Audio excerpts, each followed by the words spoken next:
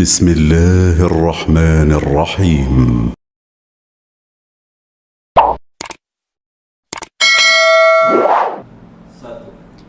Bismillahirrahmanirrahim. Assalamualaikum warahmatullahi wabarakatuh. Alhamdulillahi rabbil alamin. Wassalatu wassalamu ala rasulillahil karim Sayyidina Muhammadin wa ala alihi wa sahbihi wa ummatihi ila yaumiddin wa ba'du.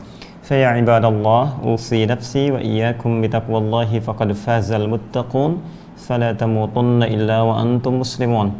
Faqala ta'ala: Ya ayyuhalladzina amanu taqullaha haqqa tuqatih wa la tamutunna illa wa antum muslimun. Saudara-saudariku, alhamdulillah mengawali jumpa kita di malam hari ini, malam Jumat yang insyaallah kita bermohon pada Allah Subhanahu wa taala semoga diturunkan keberkahan, kemuliaan dan tentunya rahmat serta maghfirah untuk kita semua. Alhamdulillah ini awal jumpa kita setelah Idul Fitri, masih dalam suasana bulan Syawal 1441 Hijrah. Maka dengan segala kerendahan hati izinkan saya menegaskan kembali untuk mengucapkan taqabbalallahu minna wa minkum siyamana wa siyamakum wa kullu amin wa antum bi khair. Semoga Allah Subhanahu wa taala berkenan menerima seluruh amal ibadah siyam kita, baik itu seluruh ibadah yang terkait dengan ritual kita, sholat kita, puasa kita, ataupun juga amalan-amalan terkait dengan ibadah sosial kita, infak kita, berbagi kita, dan lain-lain sebagainya. Dan semoga itu bisa kita buktikan di hadapan Allah Subhanahu wa taala dengan cara memaksimalkan potensi takwa setelah tuntas kita menunaikan ibadah siyam itu. Karena hakikatnya ukuran dari penerimaan ibadah siyam seperti yang pernah kita ulas dalam pertemuan-pertemuan di hari-hari Ramadan pada episode Aku Suka itu, Allah memberikan batasan sebagai parameter di ujung ayat 183 surah Al-Baqarah itu ketika Allah berfirman la'allakum tattaqun. Tujuan dari puasa itu diharapkan kalian semua bisa meningkatkan takwa di hadapan Allah Subhanahu wa taala. Maka dengan itu mari kita buktikan wujud dua hal takwa yang paling utama, yaitu dengan cara meningkatkan kuantitas dan kualitas ibadah amal soleh kita kepada Allah dan memotivasi diri dengan semaksimal mungkin untuk meninggalkan segala hal yang salah dipandang oleh Allah Subhanahu wa taala dan Rasulnya. Semoga sampai hari ini kita termasuk dalam golongan yang istiqamah insyaallah. Baik teman-teman sekalian, kita akan coba lanjutkan di kajian Al-Quran Sunnah Solution dalam bahasan kajian memahami, memaknai firman Allah Subhanahu wa taala dalam Al-Quran yang alhamdulillah dengan izin Allah Subhanahu wa taala kita telah masuki, bahkan sebelum kita awali ibadah siam Ramadan dalam surah Al-Baqarah, yaitu pembuka dari ayat pertama sampai dengan ayat ke-3. Ya, namun izinkan kami di kesempatan pembuka takdim pasca Ramadan ini untuk mengingatkan kembali korelasi antara surah Al-Fatihah yang menjadi intisari Al-Quran. Demikian para ulama menyampaikan kepada kita, ya, keumuman makna dari Al-Quran terdapat dalam surah Al-Fatihah. Ya, itulah di antara rahasia kenapa kemudian Al-Fatihah ini senantiasa lekat, ya, pada diri kita untuk kita bacakan, kita pahami, kita amalkan isinya. Bahkan dalam sehari minimal 17 kali kita bacakan dalam ibadah sholat itu. Ya, tentunya banyak pembacaan ini bukan sekedar kita bacakan secara formal di lisan, tapi untuk bisa menerapkan dan menyerap seluruh maknanya dalam jiwa kita serta mengamalkan isinya dalam kehidupan kita. Bukankah orang-orang yang berdinas dalam urusan dunia saja ketika berikrar, misalnya anak-anak sekolah ikrar, ya, pegawai negeri ikrar, beberapa perusahaan ikrar, bukankah tujuan ikrar itu untuk memantapkan visi kehidupan dalam pekerjaan yang ditunaikan, dalam aktivitas yang dilakukan? Bukankah ikrar itu untuk menumbuhkan kembali, ya, visi-visi dalam aktivitas yang kita jalani itu, baik di pekerjaan, baik dalam dunia pendidikan dan lain sebagainya, supaya tujuan-tujuan kita beraktivitas bisa terarah sesuai dengan ikrar itu.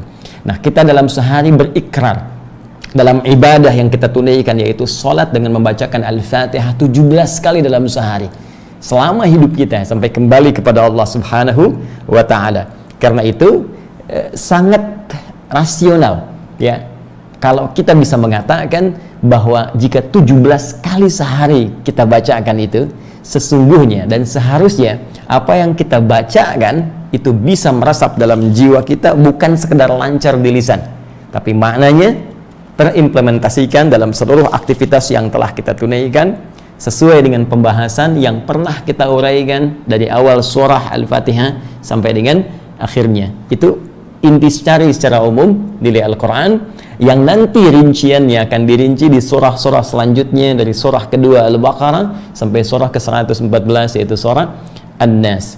Ya, secara singkat, di bagian inti surah Al-Fatihah itu para ulama memberikan petunjuk, ya, dan juga memberikan garis yang sangat panjang di situ, bahwa di ayat kelima itu bagian ayat yang sangat penting, menjadikan komitmen kita dan identitas kita, untuk menunjukkan identitas kita di hadapan Allah Subhanahu wa Ta'ala. Siapa kita?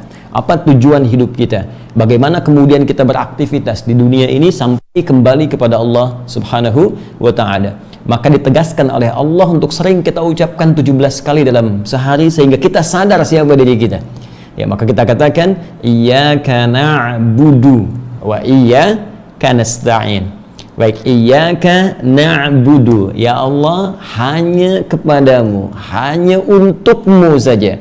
Masih ingat teman-teman? Ya, bagi yang baru bergabung, Anda bisa buka kembali ya kajian dari awal surah Al-Fatihah pada pembahasan iyyaka na'budu. Kalau dalam bahasa standar, itu kalimatnya bahasa standar di luar Al-Quran, ya, bahasa Arab fasih tapi standar. Ini susunan kalimatnya, na'budu iyyaka, ya, kami menyembah untukmu. Tapi ketika iyyaka-nya dimajukan ke depan, maka maknanya secara balaghah itu berubah menjadi lebih tinggi, lebih dahsyat. Ya, maka disebut lil ikhtisas. Jadi ketika ditakdim, dimajukan kalimat iyyaka menjadi iyyaka na'budu. Ya, supaya mudah untuk bisa kita visualisasikan, saya coba berikan gambaran sederhana dulu. Ya, fokus bersama saya di sini. Jadi kalau kita mencoba untuk menurunkan ayat kelima di surah Al-Fatihah, kita tuliskan misalnya seperti ini, iyyaka, ya, iyyaka na'budu. Nah, ini kalimat standarnya dalam bahasa Arab biasa yang standar, ya. Jadi kalau saya katakan standar, ini baru memenuhi unsur nahwu sharaf. Tapi kalau saya sudah katakan yang lebih tinggi daripada itu, maka sudah masuk unsur balaghah di situ, dengan kajian ma'aninya, bayannya, badi'nya, dengan segala nilai sastra yang sangat tinggi yang terkandung di dalamnya. Kalau sudah disampaikan dalam Al-Quran, berarti bertambah dengan nilai hikmah. Hikmah itu lebih tinggi dibandingkan dengan turunan ilmu-ilmu yang di bawahnya. Baik, sampaikan ke sini, ini standarnya begini, na'budu iyyaka, na'budu iyyaka. Ya. Jadi kalau kalimatnya begini, kita katakan na'budu iyyaka di luar Al-Quran, maka penerjemahannya menjadi kami menyembah kepadamu. Ya, kami menyembah kepadamu. Namun kalimat ini membuka opsi bahwa bukan hanya engkau saja yang disembah, tapi juga mungkin ada yang lain selain engkau. Kalau kalimatnya demikian. Jadi kalau kita ini akhirkan iyyaka-nya di sini, kami menyembah kepadamu, maka kalimat ini dalam bahasa Arab masih memiliki kemungkinan makna ada yang lain selain engkau di sini yang disembah. Ah, ini mesti diketahui. Baik, ya? Saya katakan kalimat seperti ini misalnya, uhibbuk, ya, atau uhibbu iyyak, aku mencintaimu. Tapi selain engkau ada juga yang lainnya aku cintai, misal. Nah, ini kalimat standarnya ini. Tapi kalau kita katakan dengan memajukan kalimat iya-nya ke depan, ya, iyyaka na'budu, seperti ini di firman Allah yang disampaikan, maka bentuk ini berubah di ilmu balaghah disebut dengan ikhtisas, takdim namanya, mendahulukan ini, maka maknanya berubah menjadi ikhtisas, ya, ikhtisas. Ikhtassa, yakhtassu. ikhtisasan, menjadikan sesuatu khusus untuk ini saja, nggak ada yang lain. Ya, kalau suami mengatakan pada istrinya, ya kiyuhib, hanya kamu yang aku cintai, yang lain nggak ada selain engkau. Baik ya? Nah, dalam konteks surah Al-Fatihah, ketika kita mengatakan iyyaka na'budu, iyaka-nya kita dahulukan, maka seakan kita berikrar hanya engkau ya Allah yang kami sembah. Hanya engkau, nggak ada yang lain. Baik, hanya engkau, hanya Allah, nggak ada yang lain. Jelas? Maka ketika kalimat ini memiliki formula demikian, ini dimajukan iyyaka, maka ini menunjukkan kekhususan. Ya, dalam konteks ibadah kita hanya kepada Allah Subhanahu wa taala saja, tidak kepada yang lainnya. Maka jadi persoalan kalau ada seseorang menuhankan selain Allah, menuhankan harta benda sehingga lupa dengan kewajibannya beribadah kepada Allah. Ya, menuhankan kedudukan, menuhankan ilmu, menuhankan kehebatan, kemampuan yang sementara, maka itu jadi persoalan dalam kehidupan kita. Hanya yang ingin saya sampaikan, ayat ini menjadi identitas utama dalam visi dan misi kehidupan kita di dunia ini sampai kembali kepada Allah Subhanahu wa taala. Ketika kita mengatakan iyyaka na'budu, hanya kepadamu ya Allah kami menyembah. Jadi yang menyembah itu kita. Saya Adi Hidayat, Anda, kita semua. Dan kita berikrar dengan kalimat ini bahwa kita hamba. Ingat itu? Ya? Baik, tolong ingat baik-baik. Kita berikrar dengan kalimat ini bahwa kita itu hamba. Ya? Abada ya'budu abdan, abdun kita itu. Nih, ya. Abdun, kita ini hamba. Ini kata kerjanya. Ya, abada ya'budu, kita na'budu. Jadi kita berikrar selama ini 17 kali dalam sehari. Ya Allah, kami ini hamba. Jelas? Baik. Punya tugas apa? Punya tugas beribadah. Ya, saya ulangi, punya tugas beribadah, penekanannya.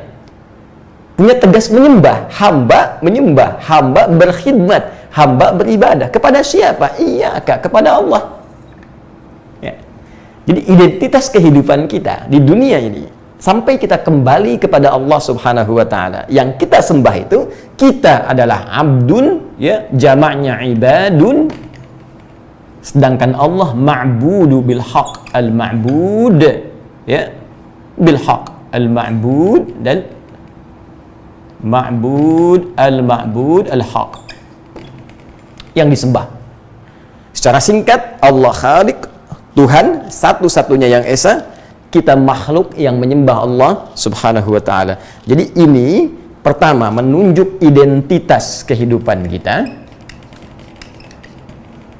Yang kedua, ini sekaligus menunjuk komitmen kita dalam menjalani visi dan misi kehidupan. Visi dan misi. Dua hal ini yang seringkali disinggung oleh Al-Quran, bahkan disebutkan baik identitas ataupun diingatkan tentang visi dan misi kehidupan kita. Masih ingat teman-teman, bukankah di Al-Quran sering kita dipanggil dengan kalimat abdun atau hambanya menggunakan ibad? Saya beri contoh misalnya, ya, Rasulullah SAW saja ketika diundang oleh Allah, diperintahkan menunaikan Isra dan Mi'raj itu, lantas menerima kemudian perintah menunaikan ibadah salat yang sangat agung itu, yang kita tunaikan bahkan sampai dengan saat ini, yang tak putus kecuali kita kembali kepada Allah Subhanahu wa taala. Bukankah kalimatnya menggunakan kata abdun? Buka Quran surah ke-17 itu, ayat yang pertama. Ya, subhanalladzi asra bi 'abdihi lailam minal masjidil haram ilal masjidil aqsa. Abdun. Baik. Dan banyak Nabi disebut dengan kalimat abdul. Ni'mal abdu innahu awwab. Ni'mal abdu, ni'mal abdu. Nabi Ayub disebut dengan abdun. Demikian pula dengan nabi-nabi yang lainnya. Jadi saya ingin katakan, selevel nabi yang jelas surganya saja, ya, Nabi Muhammad, nabi yang sering saya katakan nabi paling mulia. Semua rasul diambil perjanjian untuk mensupport beliau, beriman kepada beliau. Satu surah turun menjamin surga sebelum wafatnya. Akhlaknya langsung dipuji oleh Al-Quran, statusnya Habib Allah, ya, yang sangat dicintai oleh Allah Subhanahu wa taala. Namun tetap beliau pun tidak bisa keluar dari identitas kehidupannya, yaitu abdun, hamba. Maka siapa Anda, siapa saya, siapa kita yang bukan rasul, bukan nabi? Surga belum ada jaminan kejelasannya, hisab masih menegangkan, amalan dirasakan masih berantakan. Lantas kita, mohon maaf, ya, mohon maaf sekali lagi, tidak merasa sebagai seorang hamba, sehingga lupa dengan Tuhan kita yang paling hak, lupa ya dengan pencipta kita. Ini poinnya. Ya, karena itulah bahkan ketika Ramadan pun, ya, ini diingatkan lagi dan memanggil bentuk dengan bentuk yang jama'. Ini tunggal, ini jama', ibad. Bukankah di antara satu dari rangkaian paket ayat puasa di Al-Baqarah 186 itu kalimat ibad muncul? Wa idza sa'alaka ibadi anni fa inni qarib. Jika hamba-hambaku itu, tuh identitasnya disebutkan. Jika hamba-hambaku itu Muhammad sallallahu alaihi wasallam bertanya padamu, ingin mendekat kepadaku, ingin mencari, ingin berdoa, butuh, minta pertolongan, ingin taubat, katakan pada mereka, aku sangat dekat, sangat dekat, merespon setiap doa, menjawab, ya, menerima setiap taubat yang dilakukan dengan sungguh-sungguh. Ibad, ini identitas teman-teman sekalian. Jadi jangan lupa, siapapun Anda, saya, kita, entah Anda seorang pejabat, entah Anda merasa kaya dalam hidup, entah Anda merasa banyak pengetahuan, entah Anda merasa banyak kekuatan, tetap di hadapan Allah, Anda, saya, kita, seorang hamba yang akan berpulang kepada Allah Subhanahu wa taala dengan seluruh hisab yang telah disiapkan sesuai dengan tugas-tugas penghambaan kita. Karena itu, sebelum nanti kembali kepada Allah untuk dihisab dan pasti pulang, ya, mohon bisa ditunjukkan kepada saya seorang hamba yang fakir ilmu ini, yang lemah ini, yang pengetahuannya cuma sedikit ini, itu pun belum tentu benar. Tolong tunjukkan kepada saya siapa satu sosok di muka bumi ini yang pernah hidup dan tidak pernah wafat sampai saat ini. Tolong tunjukkan. Atau yang tidak akan pernah wafat, tolong tunjukkan. Bukankah Nabi Adam manusia pertama yang turun ke bumi wafat? Sayyidah Hawa istrinya wafat. Seluruh nabi dan rasul wafat. Nabi yang mulia, nabi kita, Nabi Muhammad SAW wafat. Setiap raja-raja yang hebat wafat. Entah itu yang taat, bahkan nabi seperti Nabi Sulaiman alaihissalam wafat. Atau yang membangkang bahkan mengaku Tuhan seperti Firaun dengan lancang mengatakan ana rabbukumul a'la, wafat. Maka jika kita telah belajar dari pendidikan di masa lalu, makanya fi'il madhi itu masa lalu, ya, itu harakatnya itu fathah. Fathah itu dari kata fataha, terbuka. Jadi masa lalu itu, ya, itu dibuka kepada kita di masa kini untuk diambil pelajarannya. Kalau baik teruskan, kalau buruk tinggalkan. Tapi sekian masa pendidikan di masa lalu itu selalu memberikan peringatan kepada kita bahwa satu di antara peringatan itu, kita akan pulang, kita akan dihisab. Jadi jangan sampai salah visi hidup ini, jangan sampai salah misi. Karena sehebat apapun saat status itu disandang di dunia ini, kita akan tinggalkan. Makanya ketika orang meninggal, ya, wafat, dikatakan meninggal dunia. Di semua yang lekat pada dunianya ditinggalkan, rumah ditinggalkan, kedudukan ditinggalkan, ya, maaf sekali, harta benda ditinggalkan, nggak ada yang dibawa. Apa yang dibawa ketika pulang menghadap Allah Subhanahu wa taala? Hanya ini, visi dan misi hidup. Apa visinya? Masih dari akar kata ini. Identitasnya abdun, jamaknya ibadun, komitmen visi misi hidupnya na'budu abada ya'budu ibadah. Ibadah. Ya. Karena itu sering ini diingatkan oleh Allah Subhanahu wa taala untuk memberikan, ya, penajaman kembali, pengingat kembali arah kehidupan kita supaya benar. Ya, bukankah sering kita dapatkan saat mengkaji Al-Qur'an itu ketika Allah berfirman, saya beri contoh di Quran surah ke-51 misalnya, Adz-Dzariyat ayat 56. Bahkan ini langsung dilekatkan dengan tujuan penciptaan.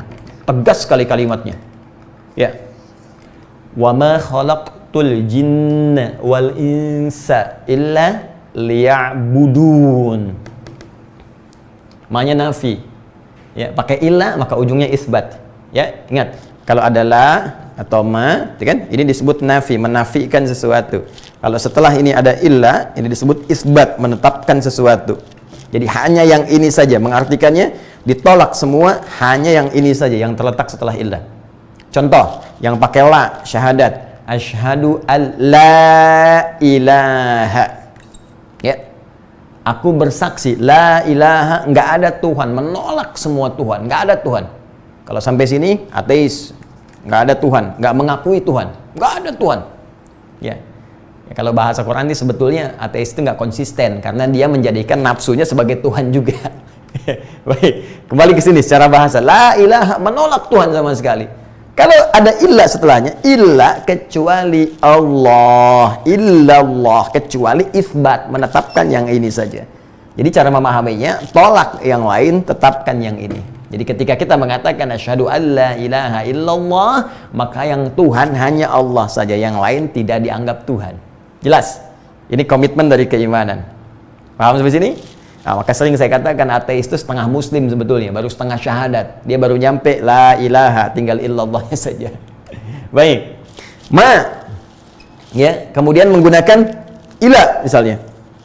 Contohnya apa? Kembali ke sini, Quran surah 51 ayat 56. Wa ma khalaqtul jinna wal insa. Kata Allah, dan tidaklah aku ciptakan jin dan manusia. Kalau sampai situ kalimatnya nggak pakai illa, maka nggak ada jin, nggak ada manusia. Jelas. Nggak ada jin dan nggak ada manusia. Dan sifatnya personal. Ins itu kan sifatnya personal, tunggal. Ya, jamaknya disebut apa? Nas. Ins, ya, kaitan dengan penciptaan. Insan kaitan dengan aktivitas. Nas, ya, itu jamak, kaitan dengan sifat komunal, sifat sosialnya. Disebutkan 241 kali dalam Al-Quran. Ins disebutkan pasangannya jin 18 kali dalam Al-Quran. Nah, kalau berhenti kalimatnya dari ma saja, wa ma khalaqtul jinna wal insa, artinya kata Allah, aku nggak ciptakan jin dan manusia, maka nggak ada jin, nggak ada manusia. Tapi ketika kitanya ada, berarti kalimatnya belum tuntas. Teruskan, illa, ada illa. Ini nafi, ini isbat. Liya'budun, liya'budun nih. Liya'budun. Perhatikan kalimatnya, nih. Allahu Akbar. Ini takhfif, asalnya pakai ya, nih begini. Ya, tapi di takhfif kemudian hilang, kita baca ya'budun, harakat kasrahnya muncul. Ya'budu, nih. Fokus. Illa kecuali li, tujuannya, ghayah, tujuan hidupnya, visinya. Sekaligus misinya yang dilalui dalam hidupnya itu. Ya, misi penciptaannya. Jadi kalau bahasa tegasnya begini, aku nggak ciptakan kamu kecuali tujuannya untuk ibadah saja. Nih kepada Allah, kepada aku, kata Allah. Ya, jadi kalau ada orang hidup berjalan di muka bumi, beraktivitas, dan orientasi hidupnya bukan untuk ibadah, seakan-akan dia kehilangan visi kehidupannya. Jadi kalau dianggap dengan bahasa yang paling tegas, dianggap nggak hidup tuh sama Allah. Ya. Karena ketika dia hidup itu, ya, tujuannya sederhana. Kata Allah, aku ciptakan engkau manusia untuk ibadah. Jin biarkan dengan alamnya. Ya, kita sekarang dalam pembahasan konteks kemanusiaan kita. Kata Allah, identitas kamu sebagai hamba, komitmen kamu, visi dan misi hidupnya untuk ibadah. Aku ciptakan engkau untuk ibadah. Kenapa banyak mainnya? Jelas. Dari sini bahkan kita minta kepada Allah supaya ditolong. Ya Allah, saya takut salah dalam menjalani kehidupan. Takut kalau kerja nggak jadi ibadah. Takut kalau makan nggak jadi ibadah. Ya Allah, takut kalau kalau belajar nggak jadi ibadah. Ya, takut kalau dapat amanah apapun nggak jadi ibadah. Jadi ayah tidak bisa merawat keluarga sebagai ibadah. Jadi ibu nggak bisa mendidik anak sebagai ibadah. Jadi anak nggak berbakti pada orang tua sebagai ibadah. Dan saya tanya kepada kita semua, saya, Anda, kita semua, sampai dengan detik ini, berapa persen dari sisa kehidupan kita yang telah disiapkan untuk ibadah? Pertanyaan terbalik, berapa persen dari semua jatah hidup yang diberikan sampai malam ini yang telah jadi ibadah? Anda yang 40 tahun, 50 tahun, dari sekian tahun itu, berapa persen jadi ibadah? Makanya kalimat ini diajarkan oleh Allah untuk disempurnakan. Jangan-jangan kita salah selama ini. Kita ingin tutup yang dulu-dulu, supaya oleh Allah diarahkan pada jalan yang lebih baik sehingga kembali kepada visi misi kehidupan kita. Maka disempurnakan kalimatnya, iyyaka na'budu wa iyyaka nasta'in. Ya Allah, hanya Engkau, hanya kepadamu ya Allah kami menyembah. Hanya Engkau Tuhan kami, hanya Engkau Tuhan kami, hanya Engkau Allah yang hak. Kami menyembahmu. Dan hanya kepadamu ya Allah kami mohon pertolongan, mohon tunjukkan kepada kami, bantu kami bagaimana caranya ya Allah kami bisa ibadah, bagaimana caranya kami mengatasi kesulitan dalam kehidupan supaya semua punya nilai di hadapanmu ya. Nah karena itu setelah kalimat ini Allah berikan berita gembira kepada kita di ayat yang ke-6 ya, diberikan jalan ya bagaimana supaya kita ditolong oleh Allah. Allah berikan jalan kepada kita dari ayat ke-6 di Al-Fatihah itu, ihdinas siratal mustaqim. Kamu minta pertolongan? Kamu minta petunjuk? Kamu minta pedoman? Ya, nih diajarkan oleh Allah. Ihdinas siratal mustaqim.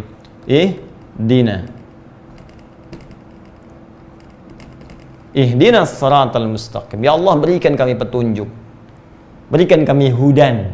Ya, sifatnya disebut hudan. Di hada yahdi. Hada yahdi, hidayatan wa hudan. Hudan, kata kerja infinitifnya hada, mudhari'nya ya presentnya disebut dengan yahdi, kemudian kata perintahnya disebut dengan ihdi, ini permohonan, permintaan, kemudian sifatnya disebut dengan hudan. Jadi kalau kita turunkan detil kalimatnya, ini caranya begini, ya Allah berikan kami hudan, ini tunjukkan kami, artinya minta petunjuk, berikan pedoman, ya kan? Maka permintaannya disebut hudan. Karena itu sering kita temukan kalimat hudan dalam Al-Quran, ya kan? Ihdinas siratal mustaqim, ya Allah berikan kami hudan, tunjukkan kami pedoman supaya kami benar ibadahnya, supaya kami lurus cara menyembahmu, supaya kami lurus dalam beraktivitas sesuai dengan ketentuanmu. As-siratal mustaqim, yang lurus, yang benar, yang tidak bengkok-bengkok. La i'wijaja fi. Kalau ibadah lurus, benar. Kalau bekerja lurus, benar. Nggak nyogok sana-sini, nggak korupsi, nggak mencuri. Ya, kalau beraktivitas benar, tidak merampok, tidak membunuh, hati-hati, tidak membegal. Ini, jadi pembegal itu sedang keluar dari misi kehidupannya. Perampok itu sedang keluar dari misi kehidupannya. Koruptor itu sedang keluar dari misi hidupnya. Penipu itu sedang keluar dari misi kehidupannya. Ya, makanya disebut asok, bermaksiat, keluar, ya, salah jalur, itu harus balik, harus kembali. Ya. Kenapa mesti penting kembali? Karena akan wafat. Akan wafat, dan ketika wafat, itu akan mempertanggungjawabkan semua perbuatannya. Karena itu teman-teman sekalian, balik ke sini, kita minta petunjuk ini. Ihdinas siratal mustaqim, berikan kami jalan yang lurus ya Allah, jalan yang benar, pedoman yang lurus, pedoman ibadah yang benar, pedoman beraktivitas yang benar, ya, supaya sesuai dengan ketentuanmu. Siratal ladzina an'amta 'alaihim ghairil maghdubi 'alaihim waladdallin. Ya. Ya Allah, seperti jalan orang-orang dulu yang telah Engkau berikan nikmat kepadamu. Mereka tidak tersesat, mereka tidak Engkau juga hinakan. Ya, mereka tidak Engkau marahi dan seterusnya. Mereka benar menurutmu. Orang-orang yang taat kepadamu, taat kepada petunjuk Rasulmu, sehingga mendapatkan banyak kenikmatan darimu. Wah, itu Masya Allah. Jadi kalau kita benar ikuti petunjuk Allah ini, itu disebutkan rahasianya di ayat yang terakhir, ayat ke-7 itu, ya, akan banyak kenikmatan. Siratal ladzina an'amta 'alaihim. Ini an'amta. Fokus. Siratal ladzina an'amta 'alaihim, yaitu jalan orang-orang yang alladzina disebutkan 1080 kali dalam Al-Qur'an, sifatnya umum tanpa batas, baik lelaki atau perempuan dengan segala sifat yang telah mereka lakukan dalam kehidupan. Jadi ada orang-orang yang masa hidupnya dulu penuh dengan kenikmatan yang diberikan oleh Allah Subhanahu wa taala. Jadi kalau dia ahli ilmu yang nikmat hidupnya, dia orang kaya yang nikmat hidupnya. Ya, dia pejabat punya kedudukan nikmat hidupnya, dia rakyat punya aktivitas nikmat hidupnya, dia guru nikmat pekerjaannya, semua yang dikerjakan nikmat karena menaati petunjuk dari visi dan misi kehidupan yang telah ditetapkan oleh Allah, dicontohkan oleh Rasul, ya, terutama Rasulullah Sallallahu Alaihi Wasallam. Ini yang disebutkan rahasianya di Quran surah keempat ayat 69 itu. Wa may yuti'illaha wa rasul faulaika ma'al ladzina an'ama Allahu 'alaihim minan nabiyyina was-siddiqina wasyuhada'i was-salihin wa hasuna ulaika rafiqa. Ya, kata Allah, dan siapa yang mampu mengikuti orang-orang dulu yang menaati petunjuk kehidupan yang Allah telah berikan kepada mereka, yang telah diajarkan langsung oleh rasul-rasul mereka di akhir Rasulullah sallallahu alaihi wasallam, faulaika, maka mereka akan disertakan, ya, ma'alladzina an'amallahu alaihim, bersama orang-orang yang telah Allah berikan nikmat dari kalangan orang terdahulu yang mendapatkan semua kenikmatan dengan profesi yang telah mereka jalani dalam kehidupan. Ya, minan nabiyyina, baik itu golongan para nabi, was-siddiqina, orang-orang hebat yang jujur, ya, wasyuhada, orang-orang para syuhada. Itu luas nanti maknanya, seperti pernah saya uraikan ketika menjelaskan ayat ini dulu, ya, was-salihin, dan orang-orang soleh. Ini lebih banyak lagi, suami soleh, ayah soleh, anak soleh, pekerja soleh, guru soleh, ya, orang kaya soleh, pejabat soleh, semua soleh, nikmat hidupnya. Jelas? Ya, wa hasuna ulaika rafiqa. Kalau Anda ingin cari model, ya, role model dalam kehidupan, maka mereka modelnya. Jadi public figure itu public figure itu bukan yang pamer kekayaan, ya, bukan yang pamer pengetahuan, merasa diri paling hebat, bukan yang pamer kedudukan, bukan yang pamer tentang dunia. Public figure itu yang segala sifat dan sikapnya melahirkan jalan kebenaran yang menghadirkan kenikmatan dalam kehidupan sampai kembali kepada Allah Subhanahu wa taala. Itulah public figure yang sesungguhnya. Dan untuk menjadi itu, kita butuh hudan. Makanya kita katakan, ihdina, berikan kami hudan. Ketika Anda bertanya, ya Allah, bagaimana detilnya mendapat petunjuk itu? Demikianlah kemudian dirinci di surah selanjutnya, dibuka turunan surah selanjutnya itu dengan surah Al-Baqarah. Karena itulah pembuka surah Al-Baqarah itu menguraikan kalimat hudan di awal pembukanya dan rincian amalan-amalan untuk mendapatkan hudan itu. Ayat pertama sudah kita bahas, ayat kedua telah kita uraikan, pembuka ayat ketiga, di situ kita berhenti. Perhatikan pembuka ayatnya. Alif Lam Mim, dzalikal kitabu la raiba fi, kemudian hudan lil muttaqin. Alif Lam Mim. Baik, ya? Telah saya uraikan, ya. Allah turunkan firman-Nya yang sangat mulia ini, ya, dengan segala rangkaian huruf yang biasa engkau pergunakan, hai orang-orang Arab yang maku paling fasih dalam kehidupan, ya, baik itu dari alifnya, ya, kemudian lamnya, mimnya, dari semua tempat makhraj yang keluar di lisanmu itu. Engkau berbicara, engkau merangkai kata, engkau membuat sastra dari makhraj yang secara umum terdiri dari 3 tempat itu. Baik itu dari alif, dari rongga yang paling dalam, lam sampai dengan ke lisan, mim sampai dengan ke bibir, ya. Baik, aku turunkan, kata Allah, keterangan-keterangan dalam kehidupan, dzalika, yang jauh dari apa yang kau tuduhkan itu. Tidak seperti yang kau bayangkan, yang jauh dari apa yang kau imajinasikan itu, yaitu Al-Quran. Yang kau tak bisa menuduhnya. La raiba fi, nggak ada keraguan, nggak ada tuduhan di dalamnya. Kalau engkau menuduh, maka datangkan yang semisalnya. Kalau tak mampu, jangan banyak komen. Lebih baik kau kaji isinya.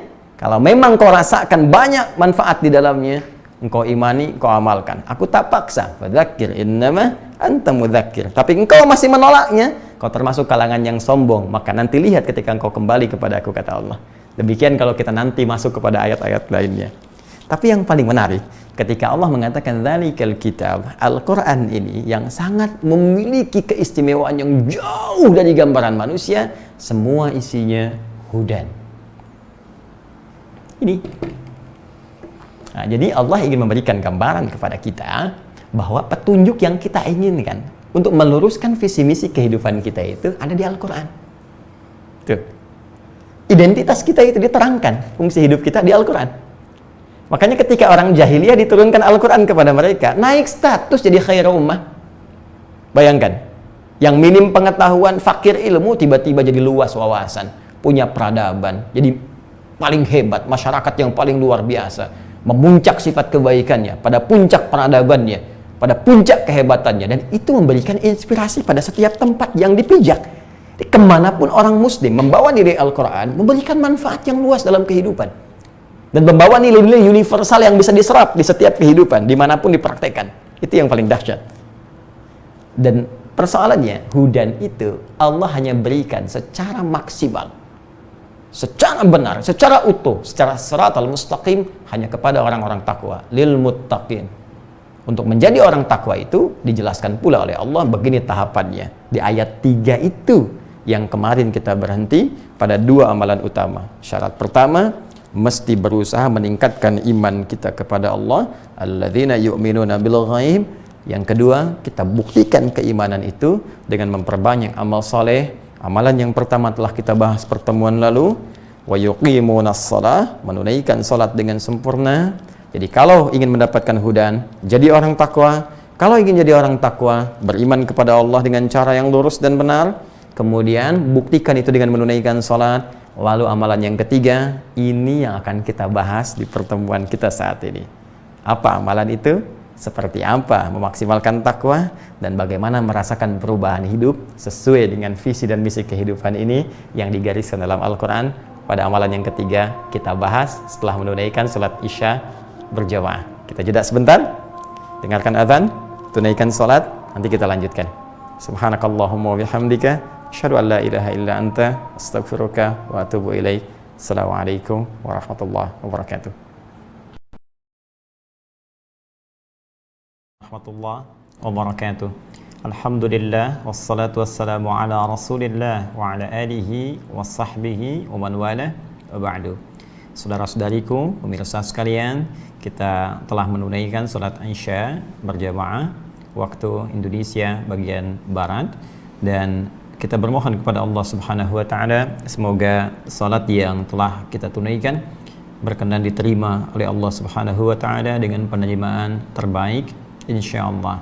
Demikian bagi saudara-saudariku yang boleh jadi berada di wilayah yang belum memasuki waktu Isya, kita pun bermohon kepada Allah semoga dimudahkan untuk penunaian salat Isya dan tentunya diberikan kemampuan untuk menunaikan salat dimaksud dengan penuh kekhusyuan dan keikhlasan karena Allah Subhanahu wa taala. Mohon izin untuk melanjutkan apa yang telah tadi kita uraikan, bahwa kita dalam kehidupan ini telah diberikan satu identitas yang kuat oleh Allah Subhanahu wa taala, yaitu sebagai seorang hamba. Betapapun dan apapun yang kita jalani dalam kehidupan, serta menganggap diri kita siapapun, entah itu merasa mendapat kedudukan karena pengetahuan sehingga dikenal sebagai orang yang berilmu, atau dengan kedudukan dalam kehidupan dunia sehingga dikenal dengan seorang yang punya jabatan, atau titipan harta benda yang terlihat seperti melimpah sehingga mendapatkan gelar sebagai orang-orang dengan predikat-predikat keduniaan tertentu, orang kaya kah, miliarder kah, jutawan kah, atau yang lain kah, tetap tidak bisa menghilangkan status utamanya sebagai seorang hamba yang akan meninggalkan semua titipan itu dan ia pulang kepada Allah membawa visi dan misi kehidupannya yang sesungguhnya dengan komitmen yang ia sampaikan kepada Allah, yaitu untuk beribadah, berkhidmat kepada Allah Subhanahu wa ta'ala. Dalam konteks ibadah ini, supaya benar kehidupan kita, apapun yang kita kerjakan menjadi ibadah. Makannya ibadah, belajarnya ibadah, mengajarnya ibadah, bekerjanya ibadah, duduknya ibadah, bahkan tidurnya pun menjadi ibadah. Maka kita mohon kepada Allah Subhanahu wa ta'ala untuk diberikan pedoman hidup yang jelas, petunjuk kehidupan yang nyata, yang mudah untuk dilakukan, yang setidaknya bisa kita maksimalkan sebelum kita berpulang kepada Allah Subhanahu wa ta'ala. Petunjuk itulah yang kita mintakan 17 kali dalam sehari, ihdinas siratal mustaqim, untuk mendapatkan kenikmatan seperti orang dulu, siratal ladzina an'amta 'alaihim ghairil maghdubi 'alaihim waladdallin. Dan sifat petunjuk itu nilainya terkumpul dalam sebuah kata yang difirmankan oleh Allah dengan nama hudan. Dzalikal kitabu la raiba fi hudan, ya, hudan, hudal lil muttaqin. Maka hudan itu terkumpul dalam Al-Quran, dan bisa kita simpulkan dengan cepat bahwa Al-Quran itulah pedoman hidup kita. Di situ ada misi dan visi kehidupan kita. Di situ ada identitas kita. Di situ kita disebut dengan abdun dalam bentuk tunggal, ibadun dalam bentuk jama', na'budu, ya'budun, ta'budun, ada semua. Karena itulah ketika Al-Quran diturunkan di bulan Ramadan itu, seperti sering saya tegaskan saat kita berada di bulan yang sangat mulia yang kita rindukan itu, baik, di Al-Baqarah 185, bukankah Allah mengatakan tujuan utama Al-Quran diturunkan sebagai hudan? Syahrul Ramadan alladzi unzila fihi al-Quran hudal linnas. Di bulan mulia Ramadan itu Al-Quran diturunkan, tujuan utamanya menjadi pedoman kehidupan untuk manusia, petunjuk hidup yang menunjukkan identitas dan komitmen akan visi dan misi ibadahnya. Dan hudan ini penting digarisbawahi, Allah akan berikan secara sempurna bagi orang-orang takwa, lil muttaqin. Karena itu, jika Anda bertanya, ya Allah, saya ingin mendapatkan hudan dan ini diberikan sempurna pada orang takwa, maka secara singkat, ya, secara logis kita tanyakan bagaimana caranya menjadi orang takwa. Karena itulah kemudian dengan sangat indah Allah menguraikan di ayat yang ketiganya di surah Al-Baqarah itu, setelah merinci, perhatikan indah sekali urutannya, umum di Al-Fatihah, rincian masuk Al-Baqarah dengan sangat sinergis dan terkait erat, terkait berkelindan antara ayat-ayatnya. Baik, untuk menjadi orang takwa itu, maka caranya, satu, di ayat 3, alladzina yu'minuna bil ghaib. Kita harus buka dulu pintu takwa itu dengan keimanan, ya. Jadi syarat pertama, iman. Saya akan bikin satu garis dulu untuk menyambungkan, ya, titik sinergi dari ayat per ayat yang kita bahas. Perhatikan teman-teman, kita ingin mendapatkan hudan supaya hakikat kehidupan kita menjadi jelas. Ini Allah berikan pada orang takwa, al-muttaqin. Jelas? Untuk menjadi orang takwa ini, maka kita butuh latihan. Satu, kita mesti buka pintu takwa ini, pintunya kita buka dengan iman. Maka kalimat pertama di ayat ketiga Al-Baqarah itu kita teruskan. Ini di ayat keduanya, korelasinya tersambung ke ayat 1 dan surah Al-Fatihah di sini, ya. Jikalau ini Al-Fatihah, sambungkan ke Al-Baqarah. Dibuka dengan tantangan dulu Alif Lam Mim, telah saya jelaskan supaya kita benar-benar yakin dengan Al-Quran. Jadi jangan sembarangan menuduh Al-Quran kalau memang tak tahu hakikatnya. Ya, bahkan Allah balik nantang, kalau Anda merasa Al-Quran ini produk manusia, silahkan buat semisalnya. Seperti pernah saya jelaskan dulu, tak mampu, pahami dulu. Jangan langsung nuduh, belum apa-apa, sudah menjudge, tapi tidak punya bukti untuk bisa berargumentasi. Teruskan ke sini. Nah, untuk mendapatkan hudan, harus jadi orang takwa. Kuncinya untuk menjadi takwa itu dibuka dengan iman. Kalimat Al-Qur'annya, alladzina yu'minuna. Ini pertama. Yu'minun. Fokus baik-baik teman-teman sekalian. Kata iman di ayat ini disampaikan, difirmankan oleh Allah dalam bentuk mudhari, dan ini sudah pernah saya jelaskan tuntas di pertemuan yang lalu. Karena itu saya sarankan bagi Anda yang baru mengikuti, supaya waktu saya tidak terbuang banyak untuk menguraikan kembali apa yang telah diulas, ada baiknya Anda merujuk pada keterangan yang lalu, ya. Tapi penting saya tegaskan, beda antara amanu, ya, dengan yu'minun. Amanu telah beriman, ini punya modal iman, telah beriman. Kalau Anda ingin upgrade imannya, semakin yakin, semakin kuat, dampaknya ke hati semakin merasa tenang, perhujam pada qalbunya, maka kalimatnya berubah menjadi bentuk mudhari begini, mudhari, ya, continuous future, terus naik, naik, naik. Jadi untuk menjadi orang takwa, standarnya Anda harus terus mengupgrade imannya, bukan sekedar mempertahankan. Ya, telah beriman, alhamdulillah. Telah syahadat, iya, bagus. Itu kuncinya, buka. Tapi untuk naik level menjadi orang takwa, jangan cukupkan di sini. Anda harus upgrade terus. Sehingga bukan hanya pagi beriman, siang ragu, sorenya bahkan ada yang kufur. Bisa nggak kebayang, pagi-pagi sholat subuh, kok siang-siangnya mengatakan semua agama sama, menuju pada Tuhan yang sama, walaupun caranya beda-beda. Sorenya ikut ibadah di tempat agama lain. Ini kan ada persoalan di dalamnya. Jelas ya? Ini sebagai gambaran saja. Jadi kalau kita ingin katakan naik level menjadi muttaqin, maka pagi naikkan lagi, sampai siang naik lagi, sore naik lagi. Itu yang disebut dengan yu'minun. Poinnya ini, Nah, orang-orang yang berusaha menjaga level keimanannya, dia jaga betul. Ya, nanti ketika mulai naik, Allah akan tambahkan hudan ini sebagai pembuka. Jadi ketika dia mulai beriman kepada Allah, dia jaga imannya dengan baik, ya, untuk berusaha meningkatkan. Ini baru meningkatkan saja, ya, baru meningkatkan level ini, baru mau dinaikkan ke sini, ini sudah diberikan sebagai pembuka untuk merasakan kenikmatan, sehingga nanti muncul dalam hadis redaksi halawatul iman, ya, kenikmatan iman, halawatul iman.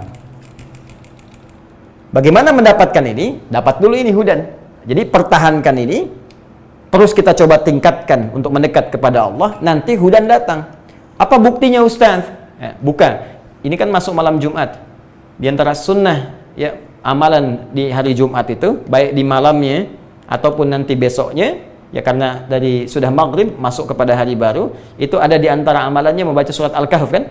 Ya, baca surat Al-Kahf, kemudian banyak bersalawat, banyak bersedekah, kemuliaan Jumat di antaranya. Selain tentunya yang fardu, salat Jumat.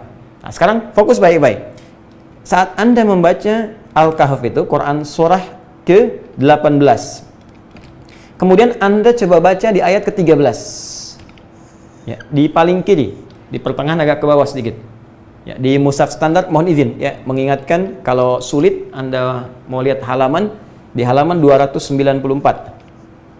Ya, dicari dari baris ke-10 sampai baris ke-11. Ya. Ini ayatnya, ayat ke-13.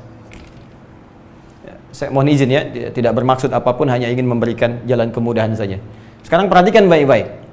Allah sampaikan, nahnu naqussu 'alaika naba'ahum bil haqq. Kata Allah, dengan segala keagunganku. Ingat, nahnu itu akar dari kata inna. Ya, na-nya asal dari nahnu. Ta'zimun nafsi, ta'zimus sya'ni. Masih ingat pelajaran kita di Aku Suka saat Ramadan? Ta'zimun nafsi menunjukkan keagungan Allah, ta'zimus sya'ni menunjukkan kehebatan, keagungan, kebesaran informasi yang akan disampaikan. Ya, seakan Allah ingin mengatakan, demi keagunganku, demi kehebatanku, aku sampaikan informasi yang sangat berharga, informasi yang sangat bernilai, yang sangat dahsyat, sangat hebat. Nahnu naqussu 'alaika naba'ahum bil haqq. Kami kisahkan kisah para pemuda yang hebat itu, kan? Dengan sesungguhnya. Siapa para pemuda itu? Innahum fityatun amanu bi rabbihim. Nih, kalimatnya menggunakan ini. Ya, innahum fityatun, sungguh mereka itu fityatun, anak-anak muda. Teman-teman milenial, ya. Ada ayat milenial dalam Al-Qur'an yang menunjuk para pemuda. Ingat, ini kita ini, ya, generasi yang akan menggantikan orang-orang di masa kini, di masa depannya. Ayat ini berbicara tentang Anda, duhai teman-teman sekalian. Ada orang-orang milenial hebat, kata Allah, di masa lalu. Dan kehebatan milenial itu diukur bukan sekedar dari kehebatan instingnya, intelijensianya, kehebatan intelektualnya, kehebatan semangatnya. Bukan itu patokan utamanya. Innahum amanu, imannya yang pertama. Jadi kalau Anda ingin dikatakan seorang pemuda yang hebat, generasi milenial yang hebat, maka syarat pertama kehebatan dalam pandangan Allah itu iman. Awas, jaga iman. Kalau cuma sekedar jadi orang-orang yang intelektual, ya, punya daya dobrak yang tinggi, inovasi yang hebat, bikin aplikasi, bikin ini, bikin itu biasa. Jangankan Anda yang belum beriman pun mampu. Itu terbuka kompetisinya. Jangankan di Indonesia, di Amerika banyak, di Cina banyak, di Eropa banyak, melimpah. Tapi perlombaan menjadi baik, hebat dalam pandangan Allah itu spesial. Sang Khalik lah. Anda disebut hebat di Indonesia, belum tentu dikenal di Amerika. Orang Cina pun mimpi belum pernah ketemu kita. Orang Eropa belum tentu pernah lihat kita, ya kan? Tapi kalau Anda disebut hebat oleh Allah, maka langit dan bumi mengatakan Anda yang terbaik. Maka syarat pertama, generasi pemuda hebat, itu kata Allah, amanu bi rabbihim, iman dulu. Nah, kenapa mereka disebut hebat? Ini dahsyat. Saking ingin mengupgrade imannya, mempertahankan imannya, mereka menghadapi intimidasi yang sangat luar biasa. Dikejar-kejar sampai masuk gua. Ancamannya bukan hanya sebatas intimidasi, bisa eksekusi. Bukan cuma persekusi, bisa dieksekusi. Ya, mereka untuk mempertahankan iman supaya di-upgrade imannya itu sampai masuk ke gua. Saking inginnya dekat dengan Allah Subhanahu wa taala, saking ingin mempertahankan visi kehidupannya. Maka Allah katakan innahum, pakai inna, ya, harfu nasbin wa taukidin, tansibul isma wa tarfa'ul khabar, mabniun 'alal fathi la mahalla lahu minal i'rab. huruf nasab yang mengangkat rafa ism, orang yang akan diangkatnya. Ini diangkat oleh Allah nih. Ini contoh nih, saya angkat nih. Kenang kisahnya. Sampai kini masih diingat kisahnya. Ya. Wa taukidin, Allah kuatkan. Saya tegaskan, ini orang-orang hebat contoh mereka. Ya. Tansibul isma wa tarfa'ul khabar. Dinasabkan. Nasabkan isimnya jadi dibuka. Ya, saya kembalikan tadi. Perhatikan baik-baik. Tansibul isma, dinasabkan isimnya, dibuka, tancapkan dengan kuat. Seakan-akan ingin mengatakan ini orang-orang bisa menancapkan dirinya, keimanannya pada dirinya dengan kuat. Ya, wa tarfa'ul khabar, diangkat beritanya sampai sekarang ya terekam, sampai sekarang dikenang. Ya, mabniun alal fathi, mabni ditetapkan, fathah dibuka untuk kita. Ini kalau ngaji bahasa dengan dalam ya. Kalau ngaji cuma standar di nahwu, sharaf mungkin nggak sampai ke situ. Tapi kalau kita bawa ke ilmu bahasa, itu kita dapatkan, itu banyak makna. Banyak makna, harakat itu ada maknanya. Mabniun alal fathi, dibuka. Jadi contoh buat kita, la mahala lahum lil i'rab. Tidak ada tempat untuk mengalami perubahan, enggak goyah dia. I'rab itu kan berubah, enggak goyah. Ini luar biasa. Nah, yang menarik apa? Belum selesai ayatnya. Wazidnahum huda. Ketika mereka mampu mengupgrade imannya, mau naik ke level yang ini sehingga merasakan kenikmatan iman, apa yang terjadi? Kami tambahkan hudan. Tuh. Jadi syarat pertama untuk menjadi orang takwa, itu beriman, upgrade iman kita, maka hudan akan turun. Hudal lil muttaqin. Ketika para pemuda tadi bisa mengangkat upgrade imannya, maka hudan turun.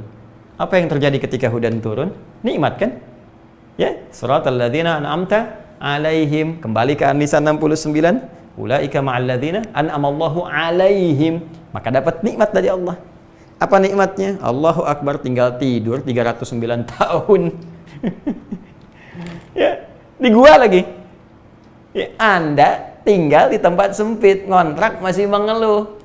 Sederhana, mereka di gua, kasur nggak ada, tempatnya keras, sinar terbatas. Tapi kalau sudah mendapatkan hudan, ya nikmat saja. Ya, matahari putar kanan putar kiri, cahaya dicukup, nikmat. Bayangkan 309 tahun tidur enak banget. Begitu bangun kayaknya baru kemarin tidur. Coba lihat ya, Masya Allah. Ada orang tinggal rumah mewah, tempat tidurnya luar biasa. Setiap 9 menit bangun. Apa kenikmatannya? Huh? Anda boleh kaya, tapi belum tentu bahagia. Ya. Anda boleh hebat, ya, tapi belum tentu mendapatkan nilai-nilai kemuliaan seperti yang digariskan ini. Jadi ini syahidnya, ini contohnya. Nanti kalau sudah ini datang, upgrade dari amanuna yu'minun, muncullah halawatul iman. Maka kalau sudah begini, sudah. Ya, passion apapun nikmat saja. Apapun tinggal pilih, mau dengan tenaga, mau dengan harta, mau dengan ilmu, mau dengan kedudukan, bebas, semuanya nikmat. Ya, Bilal itu cuma dengan tenaga, Abu Bakar dengan harta bendanya, Ali bin Abi Thalib dengan ilmunya, Amr bin As dengan kedudukannya, semua punya passion masing-masing. Bilal kalau mau jualan, mau dagang, bisa kaya, sahabat Nabi banyak dikenang, bisa dimuliakan, tawaran banyak sepeninggal Nabi. Tapi kalau memilih jadi muadzin dengan tenaga saja cukup.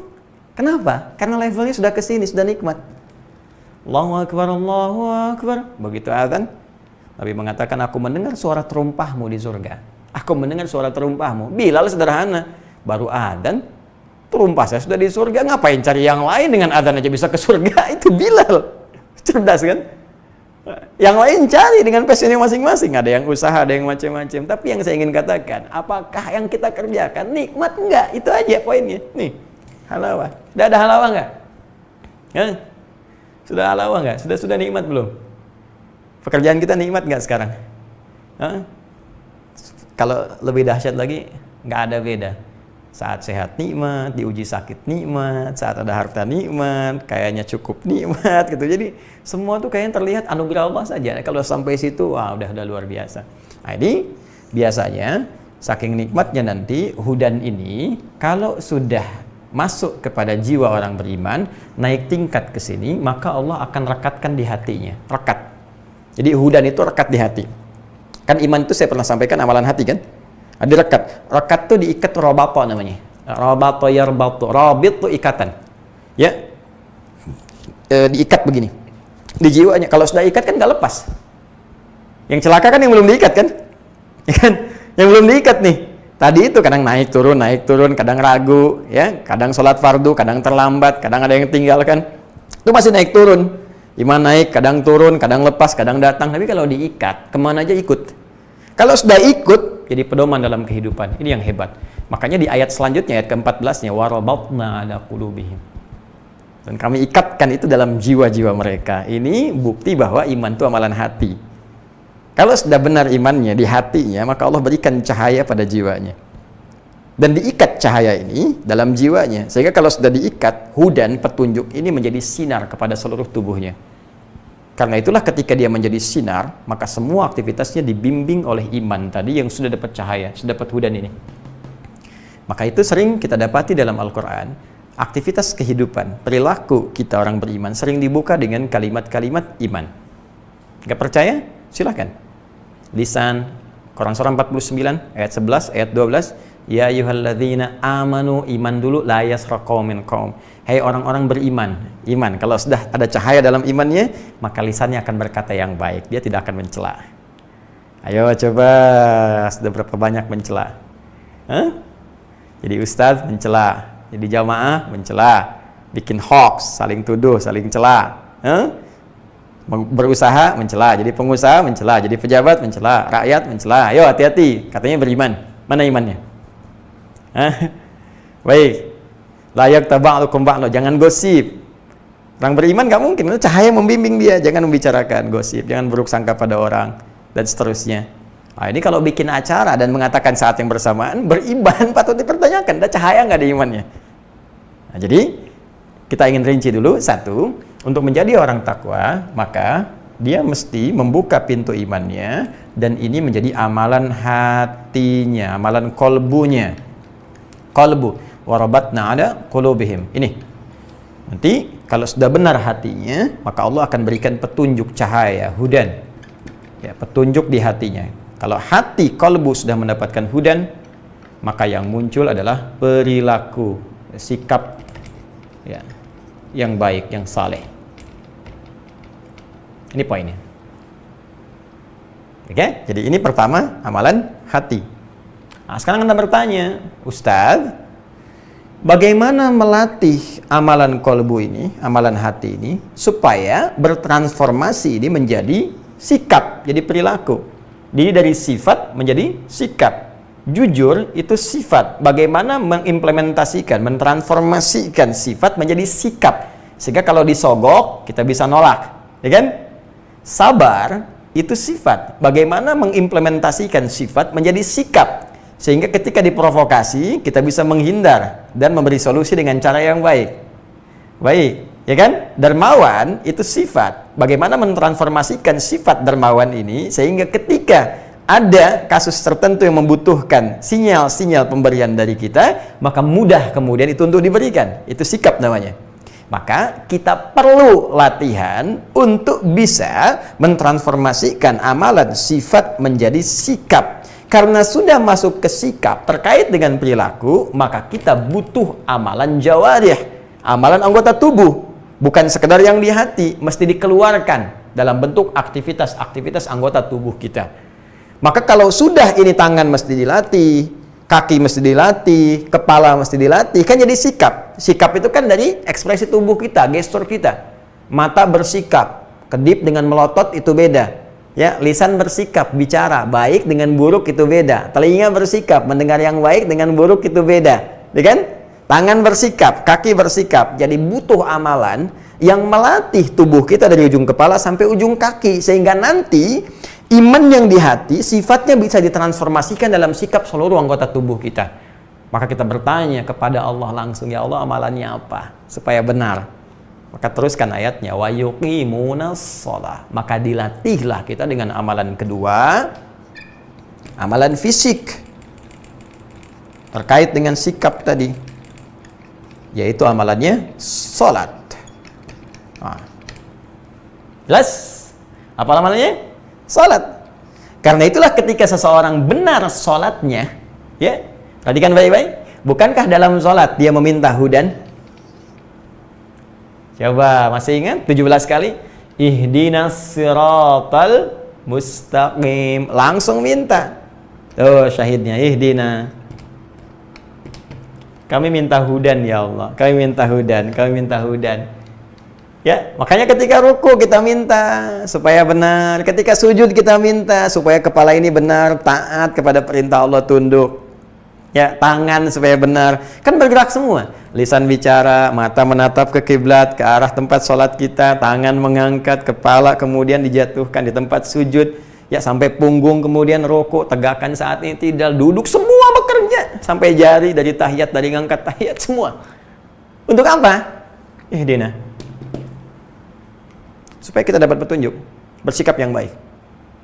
Karena itulah orang-orang yang sholatnya benar, ketika mendapat petunjuk, maka terjadi perubahan sikap pada dirinya. Ada transformasi sikapnya kepada wujud taat. Bahkan dari salah kepada soleh, dari maksiat kepada taat. Dari mana itu ditemukan? Buka Quran surah ke-29. Ya, Quran surah 29 ayat 45. Utslu ma uhya ilaika minal kitab. Baca dengan baik, pahami apa yang diwahyukan kepada Muhammad SAW minal kitab, di Al-Quran. Peringatkan baik-baik. Kalimat Allah sangat indah sekali, minal kitab. Kembalikan ke Al-Baqarah ayat 2. Dzalikal kitab la raiba fi hudal lil muttaqin. Ya kan? Dibuka Al-Quran disebut dengan kitab, tersusun sempurna, nggak ada celahnya, jadi petunjuk. Di sini sebelum sholat diminta dulu kita belajar dari Al-Quran yang diwahyukan kepada Nabi Muhammad SAW terkait petunjuk sholat. Utslu ma uhya ilaika minal kitab. Pelajari ketentuan di Al-Quran. Lihat petunjuk Nabi. Setelah paham, wa aqimis sholat, tunaikan sholat dengan benar. Apa manfaatnya? Apa yang terjadi ketika sholatnya benar? Ketika kita minta petunjuk dalam sholat, apa yang terjadi? Innas sholata tanha 'anil fahsya wal munkar. Sungguh sholat yang ditunaikan dengan benar tanha, akan mencegah dari dua sumber keburukan, dua sumber salah. Apa dua sumber itu? Fahsya dan munkar. Fahsya dan munkar. Keburukan yang bersumber dari syahwat, pornografi, porno aksi, LGBT, kata-kata jorok, kotor dan sebagainya, fahsya. Mungkar, perbuatan buruk yang diingkari oleh hati, mencuri, korupsi, menipu, merampok, membunuh, berzina dengan segala turunannya dan sebagainya. Ini mungkar. Di semua sumber buruk, salah, itu sumber salah cuma dua. Kalau bukan fahsya itu mungkar. Jadi kalau kita sudah bisa meninggalkan yang salah, maka lawannya yang soleh muncul. Sederhana kan? Ya, semua kan berlawanan. Quran surah ke-51 ayat 49. Wa min kulli syai'in khalaqna zawjaini la'allakum tadhakkarun. Semua hal aku ciptakan berpasangan supaya kamu tahu, kamu sadar, cuman saya, kata Allah, yang tidak punya pasangan. Ya, ini malam tiba. Kalau malam tiba kan siangnya nggak ada. Nanti siang tiba, malam nggak ada. Nggak ada siang dan malam bersamaan kecuali terjadi akhir kehidupan. Jelas kan? Bergantian. Inna fi ikhtilafil laili, inna fi khalqis samawati wal ardi wa ikhtilafil laili wan nahar. Sungguh dalam penciptaan langit dan bumi dan pergantian siang dan malam. Jadi masuk malam, siang nggak ada. Masuk siang, malam nggak ada. Demikian berpasangan itu seperti itu. Sifat pun begitu. Ketika muncul baik, buruknya hilang. Ketika buruk muncul, baiknya hilang. Orang yang sering berkata kotor, maka sulit menemukan kosakata yang baik. Orang yang berkata baik, nggak mudah berkata yang kotor. Maka dari itu, ketika seseorang bisa meninggalkan salah, solehnya muncul. Nah, sholat itu amalan sikap. Ini amalan fisik. Karena dia amalan sikap, maka hasilnya pun kepada sikap. Orang yang sholatnya benar, pasti jadi soleh. Sikapnya baik. Ini. Sini, sikap. Di hatinya punya cahaya, dibimbing di fisiknya. Jadi begitu iman disatukan dengan sholat, dilatih dengan benar, dan menunaikan sholatnya karena iman, bukan ria. Ya, imannya apa? Bil ghaib kan? Ya. Masih ingat ayat 3 dibuka dengan kalimat alladzina yu'minuna bil ghaib. Ghaib itu kan tak tampak. Ya, kepada Allah yang belum tampak dalam pandangan kita. Jadi sholatnya dilakukan karena iman. Kepada siapa? Kepada Allah walaupun tak tampak dalam pandangan kita. Jadi kita sholat itu ingin dilihat Allah, Khalik, bukan makhluk. Kalau ingin dilihat makhluk itu riya namanya. Maka celaka orang sholat kalau riya. Kalau riya. Kenapa? Karena nggak mendapat hasil dari pekerjaan yang dia lakukan itu. Alih-alih ingin dilihat Allah, Khalik, dia pengen dilihat makhluk. Maka disebut dalam Al-Quran, fawailul lil musallin alladzina hum an salatihim sahun alladzina hum yura'un. Baik ya, kembali ke sini. Jadi, kalau orang sholatnya benar, diisi dengan iman, maka iman itu akan mentransformasikan sifat dengan amalan-amalan fisik saat sholat menjadi sebuah sikap yang mulia. Jelas? Nah, jadi Yang kedua, untuk menjadi takwa ini, saya ingin simpulkan, ini kesimpulan kita. Untuk menjadi takwa, maka pembukanya ada iman sebagai amalan hati, kemudian salat, contohnya sebagai amalan fisik. Ya, fisik ya, ingat. Hati sudah, fisik sudah. Sementara hidup itu kan kompleks. Ada elemen ketiga kan? Jangan lupa. Yang menjadikan fisik ini bisa tampil baik. Coba lihat, fisiknya kan di dalam ini, di dalam baju. Ya, kalau terbuka baju dan sebagainya, tampilan fisik kan nggak enak dilihat. Ya, sifatnya disebut aurat. Aurat itu terbuka, makanya ditutup. Aurat ditutup, maksudnya itu terbuka, tutup. Ya, karena itu beda manusia dengan hewan. Hewan terbuka, senang, bangga, kelihatan keindahannya. Manusia terbuka, buruk, nggak enak dilihatnya. Silakan cek. Anda pergi ke Ragunan nanti kalau sudah suasananya enak. Atau kebun binatang kalau sudah dibuka, ya kan?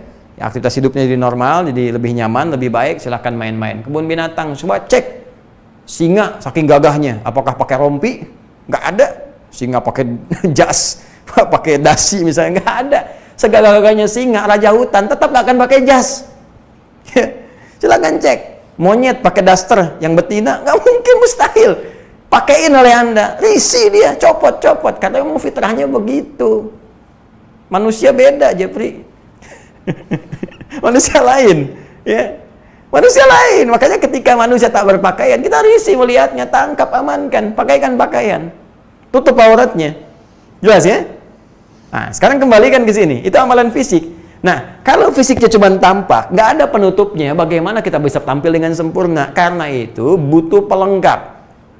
Ya, supaya fisik tampil bagus, tutupi dengan pakaian. Supaya fisik bisa istirahat, perlu tempat bernaung. Supaya bisa fisik berangkat ke tempat sholat dengan baik, butuh wasilah kendaraan. Untuk meraih itu semua butuh harta.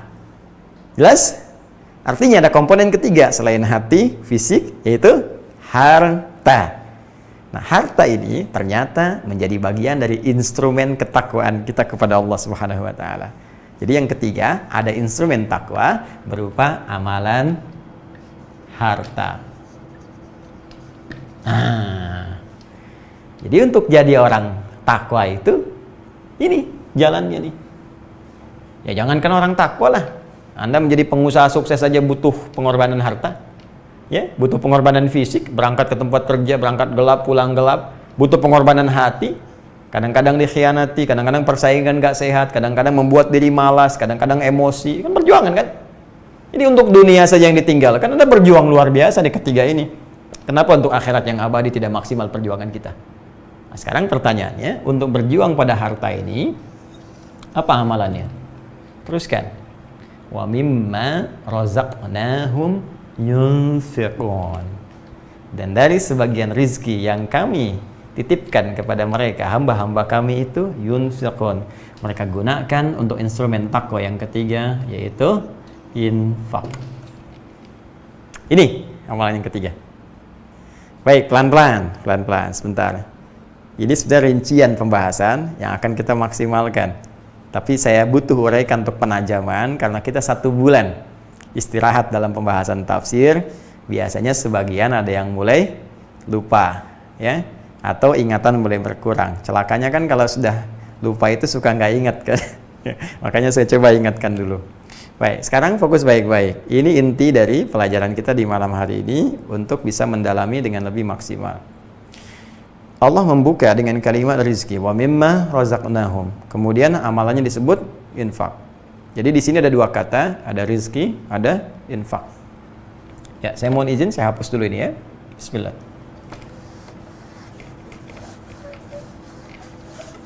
Baik, saya kira ini sampai area ini saja saya hapuskan. Mudah-mudahan Allah membantu kita untuk memahami apa yang tadi diuraikan teman-teman sekalian, sehingga dengan apa yang Allah tanamkan kepada kita mudah bagi kita untuk memahami dan mengamalkannya insyaallah. Fokus ke sini. Wa mimma, saya tuliskan dulu ya, mohon izin. Teman-teman bisa simak di mushafnya di ayat ketiga Al-Baqarah. Wa mimma razaqnahum. Nah, ini poinnya. Wa mimma razaqnahum, kemudian yunfiqun.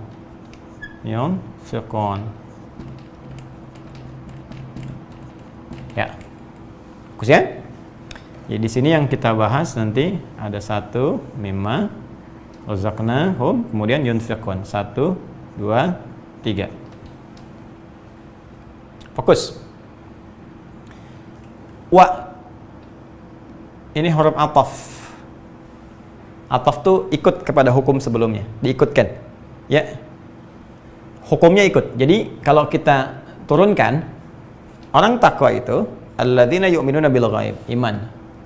Kemudian diikutkan hukumnya wa yuqimunas shalah, pakai waw. Jadi tidak cukup dengan beriman, ikutkan dengan salat. Di salat itu menjadi sama dengan iman sebagai instrumen takwa, ikut hukum yang sebelumnya. Jadi kalau iman bagian instrumen takwa, salat pun demikian.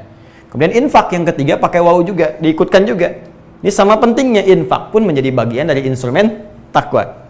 Ya karena itu nanti sahabat tuh Allahu Akbar, kalau sudah tiba motivasi untuk infak itu luar biasa. Bilal itu sekurang-kurangnya pengen ikutan itu. Ya, nanti kita masuk Idul Adha, nanti saat jelaskan fikih itu insyaallah secara lebih dekat. Ini saya tunjukkan bagaimana keinginan kuat para sahabat, walaupun terbatas uangnya itu, hartanya terbatas, tapi pengen seperti mereka. Di ketika yang lain ya bisa mengikuti sunnah dengan hewan-hewan yang ditetapkan untuk berkorban, ya seperti kambing, dulu ada unta, kan sekarang bisa pakai sapi, kerbau dan sejenisnya.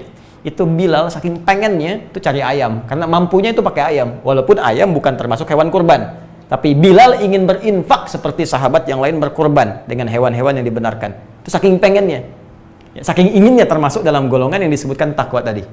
Ya, saya hanya ingin tunjukkan saja. Jadi infak ini itu bagian yang penting, sama pentingnya dengan instrumen takwa yang lain-lainnya.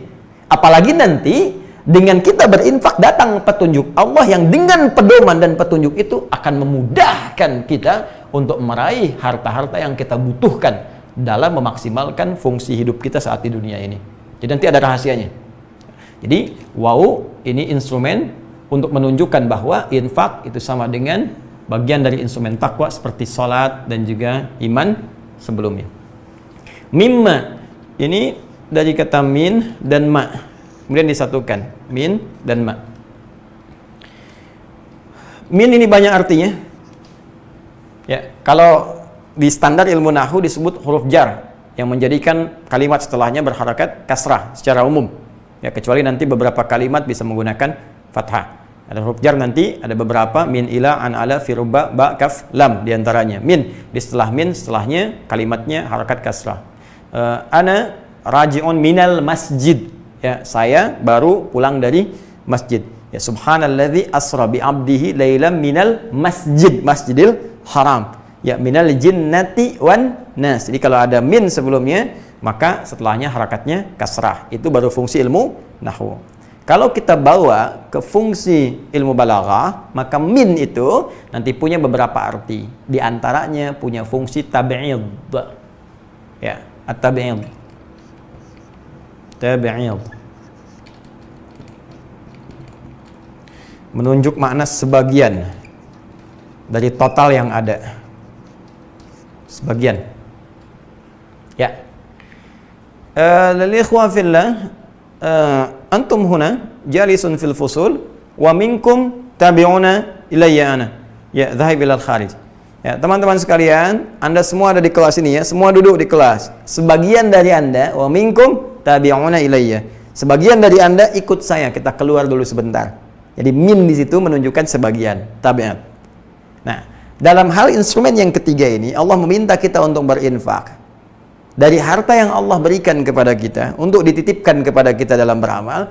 Tapi yang paling menarik, kata Allah, min dibuka dengan kata min, disambungkan dengan ma. Ma ini isim mausul, umumnya menunjuk kepada materi tanpa batas. Kalau diartikan banyak, ya banyak. Jadi kalau kita ingin terjemahkan, wa mimma, dari yang banyak yang Allah titipkan kepada kita itu, ternyata Allah banyak berikan kepada kita. Allahu Akbar. Fabi ayyi ala'i rabbikuma tukadziban. Banyak orang merasa dan mengatakan, aduh ya Allah, saya kok fakir, rezeki saya begini begitu. Allah, Anda itu orang kaya, banyak. Makan cukup, persediaan 3 hari masih ada. Hari ini tercukupi, bahkan ada yang punya tabungan setahun ke depan, 2 tahun ke depan, yang 7 tahun ke depan. Ya kan? Nah, jadi tapi yang menariknya dari sekian yang banyak yang Allah titipkan itu min sebagian saja. Tidak harus semuanya. Allahu Akbar, saking sayangnya Allah kepada kita. Anda untuk menjadi orang takwa dan ingin menerapkan instrumen yang ketiga, yaitu infak, tidak perlu semua. Asal sebagian dari apa yang Allah titipkan kepada kita sudah bisa kita keluarkan, ya, dengan pokok iman itu, maka kita sudah mulai berlatih untuk memaksimalkan, naik level pada tingkat instrumen takwa yang ketiga. Ya, kalau amalan hati, semua orang bisa berlatih. Amalan fisik, semua orang bisa mengerjakan. Amalan harta, nggak semua orang. Nggak semua orang, kecuali dia baru berusaha dulu, berusaha, dapat titipan itu, bisa berinfak. Jadi kalaupun kita mau keluarkan, kata Allah, nggak harus semuanya, sebagian saja. Ya, min menunjuk pada sebagian. Nah, apa sebagian yang kita infakkan itu? Bentuknya bagaimana? Kaidahnya seperti apa? Ini yang paling menarik. Sebelum Allah masuk pada keterangan tentang infak, Allah buka dulu dengan kalimat rizki. Wa mimma razaqnahu.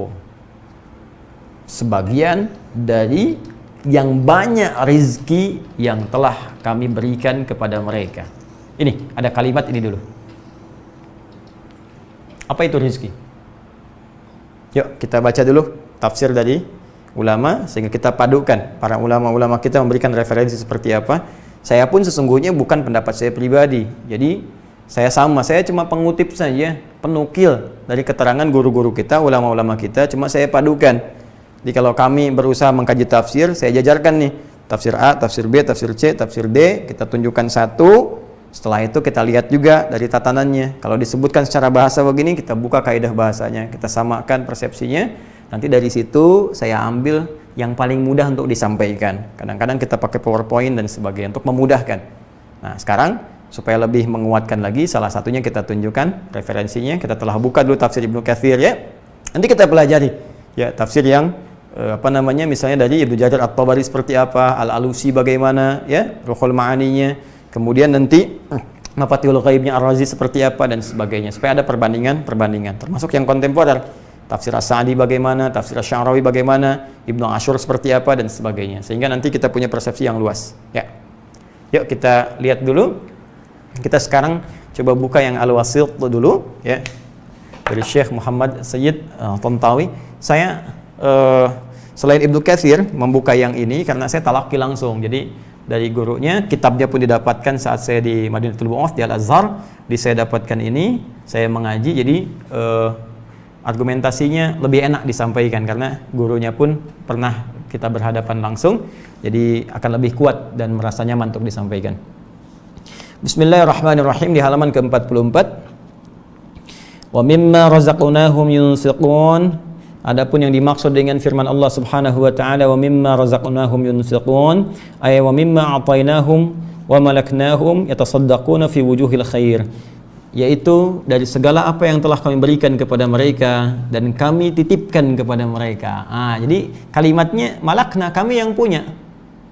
Jadi yang punya tetap Allah. Ingat ya teman-teman sekalian, jangan merasa bahwa harta yang sekarang kita pegang, kita tabung, kita simpan, itu milik kita. Bukan, cuma titipan. Kalau milik itu kan kepunyaan. Kalau kepunyaan itu pasti lekat dengan pemiliknya, ya kan? Ya, spidol milik saya, kemana-mana pasti saya bawa, pindah tempat saya bawa. Sekarang saya di ruangan ini mengajar, ya, saya pulang ke rumah, saya bawa spidol saya, punya saya. Ya, kemanapun saya bawa, kemanapun saya pergi, saya beranjak, ini melekat dengan saya. Nah, yang paling menarik kata Allah, yang punya semua harta itu kata Allah, Allah, saya, kata Allah. Apa buktinya? Buktinya ketika kamu pindah dari alam dunia ke alam kubur, kamu nggak bawa hartamu. Coba tunjukkan pada saya, siapa yang dikubur dengan rumah-rumahnya? Siapa yang dikubur membawa mobil-mobilnya, semua hartanya? Tunjukkan. Kalau itu milik Anda akan bawa dan melekat dengan Anda. Tapi tanda yang Allah ingin berikan langsung di hadapan kita, ainal yaqin. Ya, bukan ilmu yakin lagi, ainal yaqin, dilihat di mata kita. Hakul yakin saat masuk ke alam kuburnya. Begitu Anda lihat, Anda saksikan, kita saksikan sama-sama. Bukankah saat kita sholatkan, nggak semua harta dibawa? Coba lihat. Kecuali kain kafan, ya kan? Alam kubur itu pun selesai. Coba lihat. Jadi, aduh ya Allah, astagfirullah. Semoga Allah berikan petunjuk kepada kita. Orang-orang yang terjebak dengan kehidupan dunia, berangkat gelap, pulang gelap, hanya untuk mengumpulkan harta benda saja. Kalau nggak terarah harta itu, kalau nggak benar penggunaannya, rugi. Karena cuma titipan. Dikasih modal, harta, buat beramal, buat tijarah, buat bisnis nih, supaya untung saat pulang kepada Allah dapat keuntungan. Ya, Anda dikasih modal, tapi nggak digunakan dengan baik. Alih-alih digunakan untuk berkreasi, dapat keuntungan, Anda gunakan foya-foya sana sini. Ada yang pakai judi, pakai ini, pakai itu. Habis harta, perusahaan hancur semua.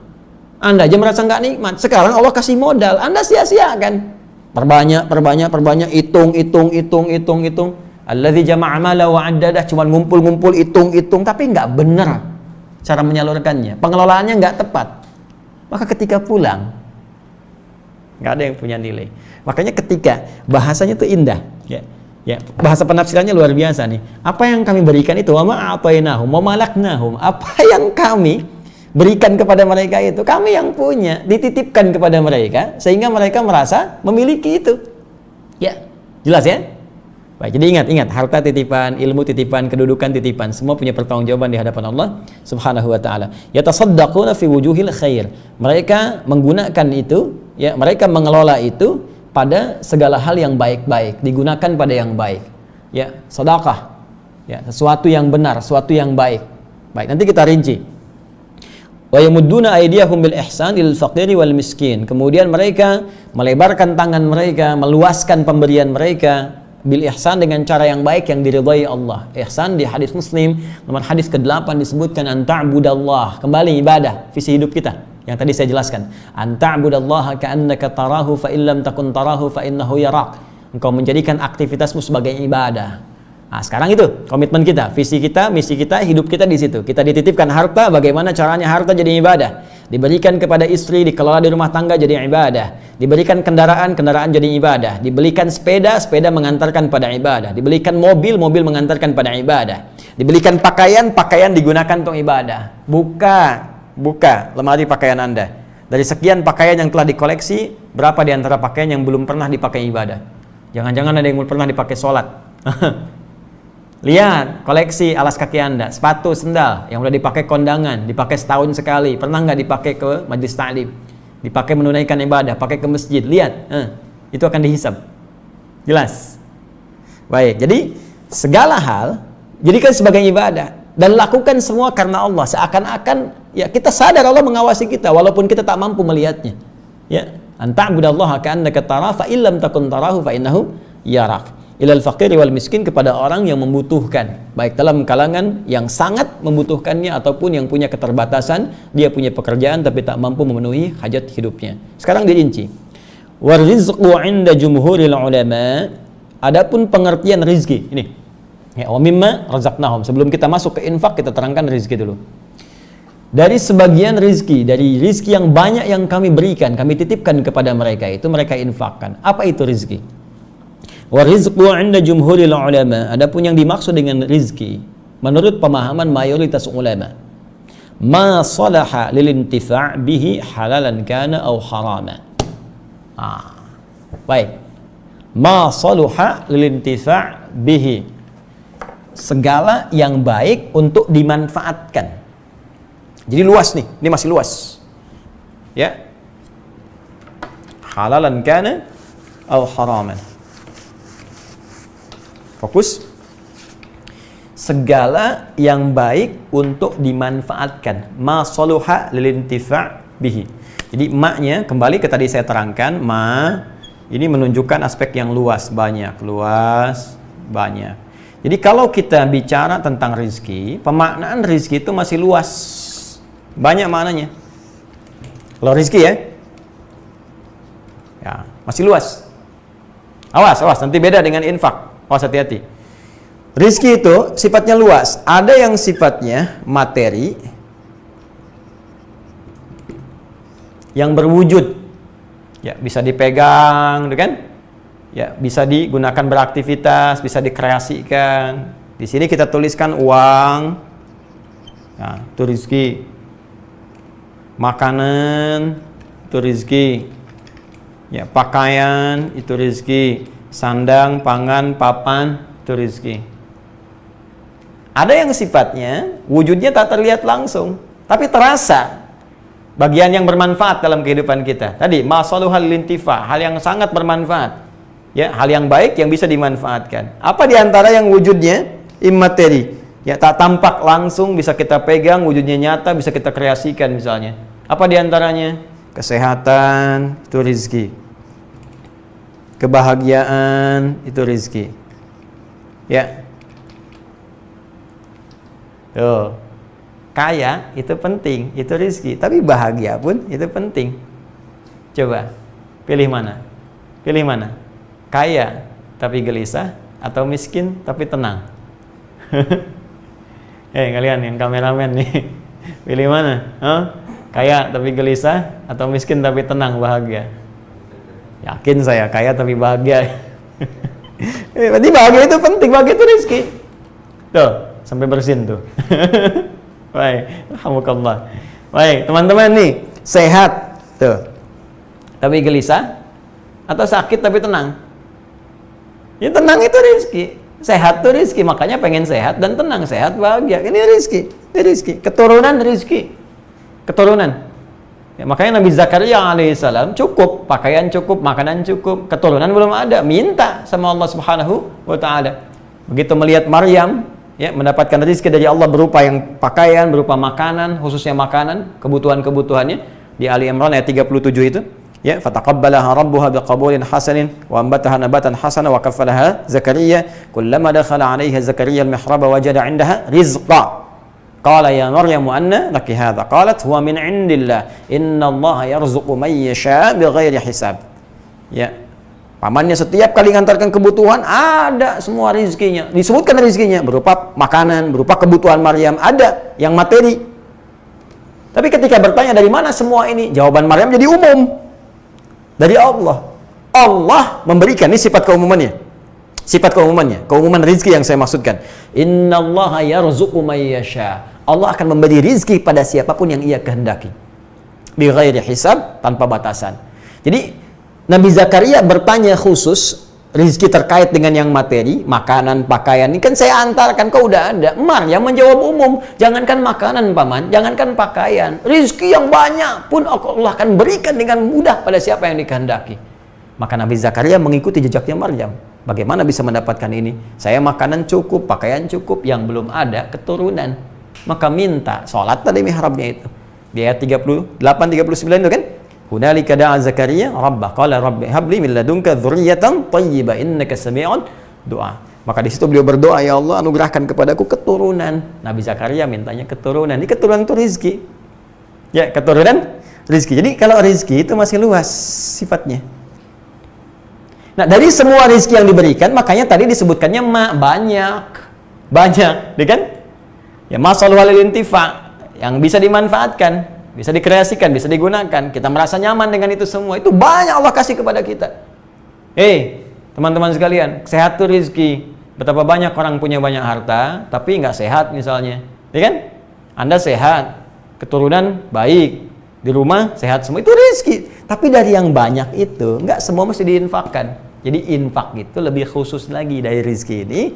Maka muncul amalan instrumen takwanya infak. Dari rizki ini, apa amalannya? Apa instrumen takwanya? Infak. Infak lebih spesifik dari sebagian rizki itu. Kalau kita mau buat tafsir yang umum, dari yang ini yang banyak ini, nggak semua mesti diinfakin. Emang ada orang infak anak? Saya mau infak anak? Nggak mungkin. Ya, saya mau infak istri? Nggak ada. Istri bilang saya mau infak suami, saya kesel di rumah, saya infakin aja suami saya. Nggak bisa. Ya, saya mau infak kebahagiaan? Nggak bisa. Ya, jadi spesifik sifatnya.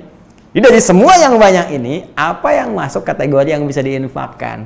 Nah, infak itu khusus pada hal yang sifatnya materi saja, itu pun dengan klasifikasi tertentu. Ya, jelas? Infak. Jadi infak itu sifatnya materi. Jadi nggak ada istilah saya infak kesehatan, infak kebahagiaan, infak ketenangan, nggak ada. Ya. Jadi sifatnya apa? Materi. Ini pun klasifikasinya tertentu saja. Dari materi yang ditetapkan itu, apa yang termasuk klasifikasi yang bisa diinfakkan. yang bisa dikeluarkan sebagai amalan harta yang masuk dari instrumen takwa kita kepada Allah Subhanahu wa taala. Untuk mengetahui itu, kita lihat dulu definisi infak itu seperti apa. Ya. Bismillah. Kita baca lagi. Kita teruskan ya. Jadi mohon izin kita bahas sampai mengerti betul ya, sampai paham betul. Bismillahirrahmanirrahim. Kita lanjutkan. Termasuk ini saya beri catatan. Halalan kana atau haraman. Ya. Jadi kalau rezeki yang banyak tadi bisa kualifikasi yang halal, bisa yang haram. Ya, jadi itu masih masuk rezeki. Masih masuk kategori rezeki. Karena itu ada min di awalnya dari sebagian, maka bagian itu bisa luas. Jangan sampai engkau berinfak dari yang haram. Hati-hati, cek dulu harta kita. Mohon maaf ya, jahiliyah itu sejahiliyah-jahiliyahnya. Orang jahiliyah, sejahiliyah-jahiliyahnya. Itu saat mereka akan berinfak untuk pembangunan Ka'bah. Ya, renovasi Ka'bah. Itu yang dikeluarkan cuma yang baiknya aja. Sepakat mereka. Jangan keluarkan dari yang jeleknya, keluarkan yang baik-baiknya, sepakat semuanya itu. Itu sejahiliyah-jahiliyahnya. Nah, kita, Anda, saya, yang mengaku sudah keluar dari jahiliyah, berapa dari sekian harta kita yang baik yang bisa kita keluarkan? Karena itu ada min di situ. Walaupun Anda mendapatkan rezeki, jangan didapatkan dengan cara yang haram. Apalagi rezeki haram dipakai untuk infak. Itu yang keterlaluan.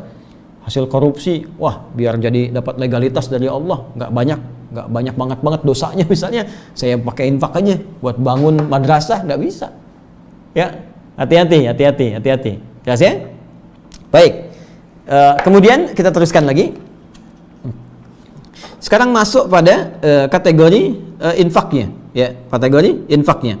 Wa qala yunfiqun wa anfaqa malahu anfadahu wal infaq ikhrajul mal wa infaduhu wa sarfuhu. Adapun yang dimaksud dengan infak itu ikhrajul mal wa infaduhu wa sarfuhu, mengeluarkan harta, baik itu Anda berikan dari sebagian tadi sampai tuntas selesai habis, atau Anda berikan sebagian.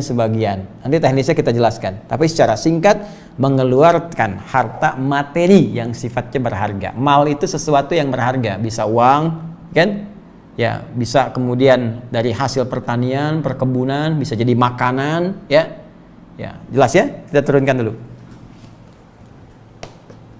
Infak, saya mohon izin untuk membahas secara dalam dari segi bahasanya dulu supaya kita bisa memahami dengan lebih sempurna, ya. Bismillah.